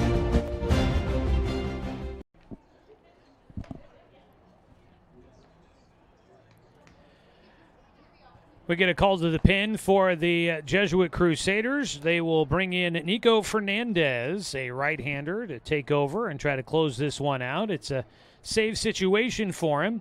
After Chase Kelly went 6 innings, he allowed 1 run on 3 hits, 1 walk, 8 strikeouts, and 1 hit batter. And Kelly is in line to get the win. Nico Fernandez, a junior right-hander. And he will face Christian Corba to lead things off here in the 7th. Corba 0 for 2 in this ball game. Grounded out to short in his last at-bat. As far as, let's see, you've got a new third baseman. I believe that is Bernards, who came in to hit for Kim. First pitch low from Fernandez, ball 1. We also saw the right fielder get pinch hit for, so let's double check on that. There's a strike at the knees for Corba. We've got Luke Williams back out in right field again. 1-1, missing low, 2-1 count. Didn't miss by much, so Williams re-enters the game for Kassar, who pinch hit for him. 2-1 count here to Corba. Outside. So if I'm not mistaken, I believe the only defensive change will be the third baseman, Bernards, coming in for Kim. 3-1 pitch, low ball 4, and the Tribe will have the leadoff man aboard. That's about all you can ask for in this situation. Just got to get guys on board, trailing by 3. Fernandez walks the first man. Number 13, Nick Ruiz. Nick Ruiz, the left fielder for the Indians, will stand in. Don't forget, Blazers basketball coming up tonight at 6 o'clock with pregame here on The Score, following things for the Roseburg Indians. Have a little bit of time in between. That'll be coming up next for those that want to tune in here on The Score, or you can listen to Blazers basketball on the 541 radio app. Stream the station wherever you go with the 541 radio app. And we'll be back on the airwaves coming up again tomorrow with more Roseburg baseball, taking on Jesuit for Game 2 of this series. The final one. That's a noon start time, 11:45 pregame. All right, first pitch of the at-bat to Nick Ruiz, who's 0 for 2 in the game. And Fernandez will catch the outside corner for strike 1. Roseburg's got Fletcher Coleman up and throwing in their bullpen at the moment. 0-1 pitch, bounces outside, 1-1 count. Roseburg will need 3 runs to keep this game going, 4 to walk off with a victory. And it looks like Jesuit's going to send a lot of activity down to their bullpen. 1-1, ground ball through the left side, and Nick will have a base knock, his first of the day. Ruiz puts one through the left side of the infield. Up to second base goes Corba. Roseburg will bring the game-tying run to the plate. 4th hit in the game for the Indians. And it'll bring in a new batter here. This will be Dylan Shanks, the junior. Next batter is number 1, Dylan Shanks. Came in to make his debut as a defensive replacement. And now gets to bat here in the 8th spot in the lineup. So his first at-bat of the year is a big one, with the representing the game-tying run. He squares to bunt. We'll put it down first base side. That's going to be good enough, and he'll get tagged out running to first. Sack bunt put down by Shanks. 1 away. Both runners move up 90 feet. Roseburg will have runners at second and third with 1 out, and Mason Young will bat.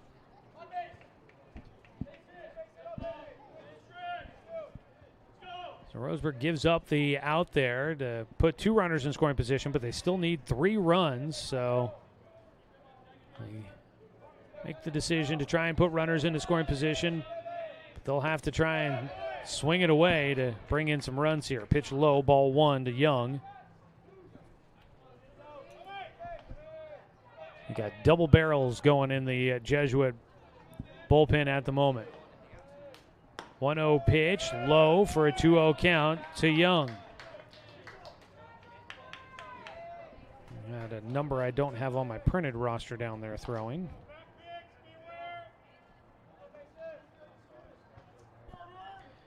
Two-0 delivery for Fernandez with 2 runners in scoring position. Hits the corner for strike 1.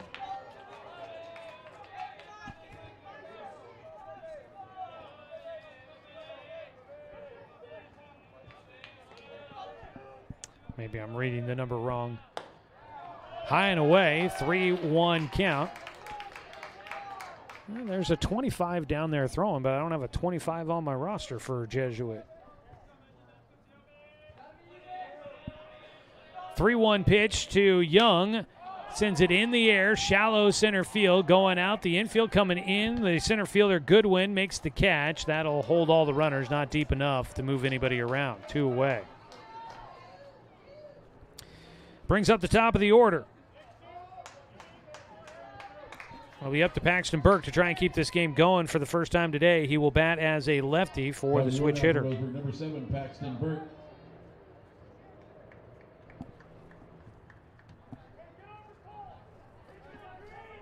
So, Burke, he is 1 for 3 today. Reached on an error in his first at-bat. He drove in a run in his second. Looking to try and plate another one here. First pitch low and inside. Backs up his heels. Time called. We're getting a visit out to the mound here. A 1-0 count for Paxton Burke. On deck, Amos Bowers.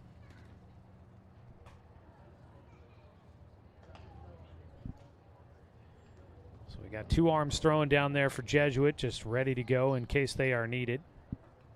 And as we mentioned before, Fletcher Coleman was throwing for Roseburg to be ready, I guess, in case he was needed. I'd imagine they were kind of hoping to hold on to him maybe for tomorrow. Not sure. The pitching rotation still something that they are working on figuring out for Roseburg here early on in the season. Trying to figure out which guys they want to put in which portions of the rotation, starting, relieving. When we get into league play, it's a 3-game series against the same team each week, so you'd have an opening starter, game 2, game 3. 1-0 pitch here for Burke. He'll take a strike. 1-1 count. Roseburg down to their final out here in today's ball game against Jesuit. It's been a closely contested game. Good one for both sides. Roseburg trying to get some offense to finish it off, though. The 1-1 off the end of the bat for Burke, and he is down to his final strike in this at-bat. A ball and 2 strikes to Paxton Burke. At third base is Christian Corba. At second base, Nick Ruiz. Burke would represent the game-tying run at home plate as Fernandez will step off.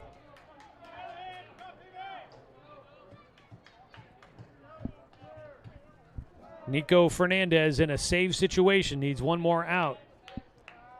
A 1-2 pitch to Paxton Burke. Popped him up. Foul territory, third base side, calling for it. It tails back into fair territory. The catch is made by Bernards, and that will wrap up the ball game.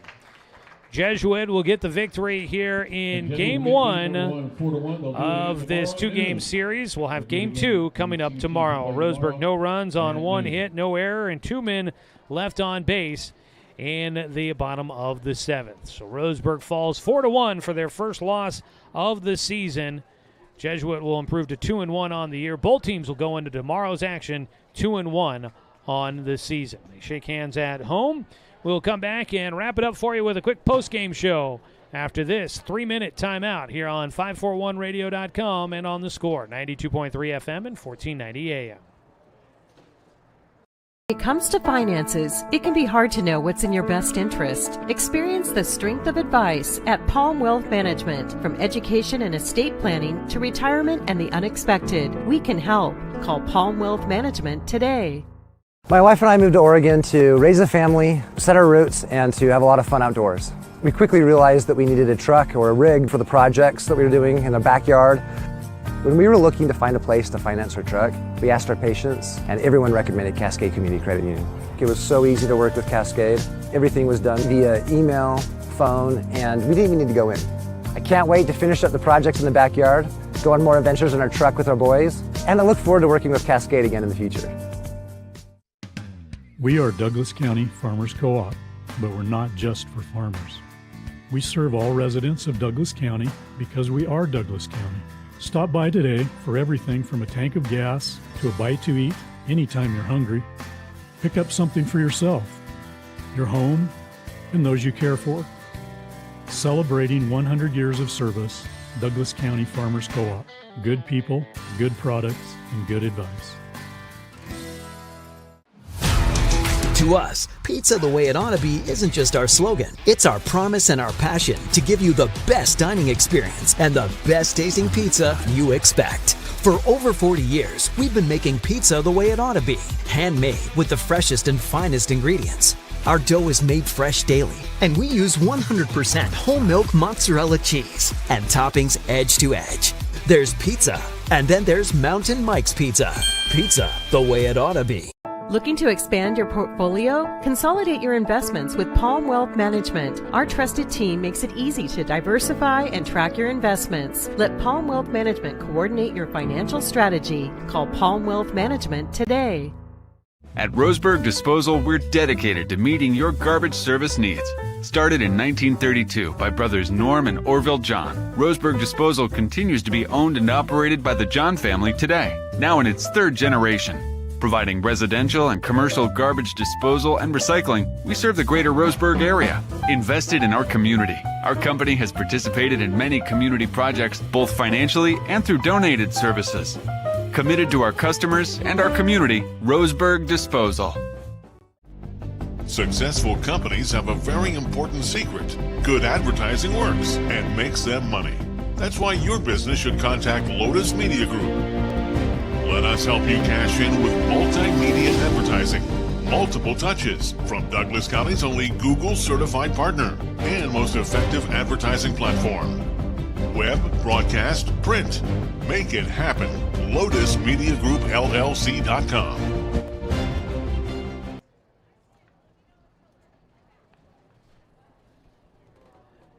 Game one of this non-league series between Roseburg and Jesuit goes to the Crusaders as they pick up a 4-1 win on top of Roseburg here today. Quite the pitcher's duel we were treated to between Danner Wirtz for Roseburg and Chase Kelly for Jesuit. The two youngsters did a nice job of keeping this a tight one through a good portion of it. But the tail end of it, Danner Wirtz going late, and he gives up a 2-out extra base hit. And that ends up stretching it out to a little bit more comfortable victory today for Jesuit. 4-1 our final score. Taking a look at the numbers. 4 runs on 7 hits, 1 error for Jesuit, 1 run, 4 hits, 1 error in the matchup for Roseburg. The Crusaders leave 5 runners on base. Roseburg leaves 6 stranded. Chase Kelly will get the win. Danner Wirtz takes his first loss of the season. He's now 1-1 on the year. Nico Fernandez will get the save here today. Taking a look at your scoring recap, 2 runs in the first inning on a 2-out double by Ryder Listy. Roseburg got 1 run in the third inning on a 1-out single by Paxton Burke after a leadoff double by Brady Popkin. And then the only other scoring came in the 7th inning. Got to 2 outs, but needed 1 more. Jake Rolling finally gets his first hit of the game as he finds the right center field alley, one of the deepest parts of the park, and he hits an RBI triple, a 2-run triple in the 7th inning, and that stretches it out to a 4-1 lead for Jesuit. Roseburg had the game-tying run at the plate, batting in the 7th, but they couldn't bring around anybody to score in this one. So your final score again, 4-1. Chase Kelly, 6 innings. He allows 1 run on 3 hits, had 1 walk, 8 strikeouts, and 1 hit batter.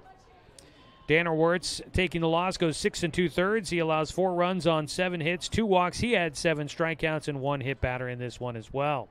Nico Fernandez gets the save. He pitches 1 inning, allows 1 hit, 1 walk, but no runs and no strikeouts as he picks up that save opportunity. Taking a look at the offensive numbers, Jake Rowling was 0 for 3 until he hits a 2-run triple in the 7th inning, finishes 1 for 4. Henry Vanderhoff goes 1 for 3 with a pair of singles and a walk. Kyle Goodwin was 1 for 3 with a double, a run scored, and a sacrifice bunt.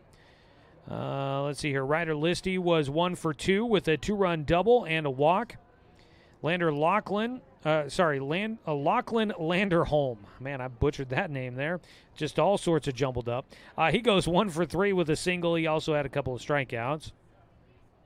Austin Bernards was a pinch hitter in the 7th. Got on base, getting hit by a pitch, and ended up scoring a run. Ethan Pang was 1 for 3 with a single and a run scored. And that is the offense for the Jesuit Crusaders. On the other side for the Roseburg Indians, 1 for 3 for Paxton Burke. He drives in a run, got on base twice, reaching on an error in the 1st inning. Let's see here. Fletcher Coleman reached on a hit by pitch, stole second, but goes 0 for 2 today. Danner Wirtz was 1 for 2 with a single, also intentionally walked in the 6th inning. Christian Corba goes 0 for 2, drew a walk, and was on that 3rd base in the 7th inning. Nick Ruiz, 1 for 3 with a single. Brady Popkin was 1 for 2 with a double and a run scored. Dylan Shanks came in his spot. He laid down a sac bunt in the 7th inning. Mason Young goes 0 for 2, had a sac bunt in this one. Roseburg and Jesuit will meet again coming up tomorrow at noon is the start time for the 2nd game of this series. We'll have that one for you. The Jesuit Crusaders will come in at 2-1 on the year, and they have won their last 2. For the Roseburg Indians, they will suffer their first loss of the season, and they'll be 2-1 in tomorrow's action as well. So we'll see how tomorrow's action goes, which team can stay above 500 on the season. Again, that'll be a noon start time for that one tomorrow, and we'll have pregame coverage starting at 11:45 for you here on The Score. So hopefully you can tune in and join us there. Don't forget, we've got Blazers basketball coming up at 6 o'clock tonight here on The Score. So just about an hour away, we'll get pregame coverage started as they take on the Brooklyn Nets. Tip-off at 7 o'clock. Tonight's game's also been brought to you by Roseburg Country Club, established in 1922, offering an 18-hole course with excellent year-round playability. Find out more at roseburgcountryclub.com. All right, well, a good one here today. Fun ball game between these two teams. We'll see how things go tomorrow when they meet once again. We'll have the action for you, and you can catch it here on The Score. I want to say thanks to the Jesuit Crusaders making the trek down here for the matchup. It's fun to see a new team making their trip down here to Roseburg. Thanks to Athletic Director Adam Blue, Head Coach Troy Thompson, and the entire Roseburg baseball program for allowing us to bring you another season of Roseburg baseball here on The Score. Thanks to Dale Cranford back in the studio for the radio production tonight. And as always, a thanks to you, the fan, for tuning in for tonight's broadcast because, of course, without you, I'm just a guy sitting here talking to myself. I'm Joey Keeran. We'll catch up with you tomorrow. It's an early start time, 11:45 pregame. We'll have the coverage for you. You can watch the game streaming live on 541radio.com and on the 1490 The Score YouTube channel, or you can always find Roseburg High Sports right here on Douglas County.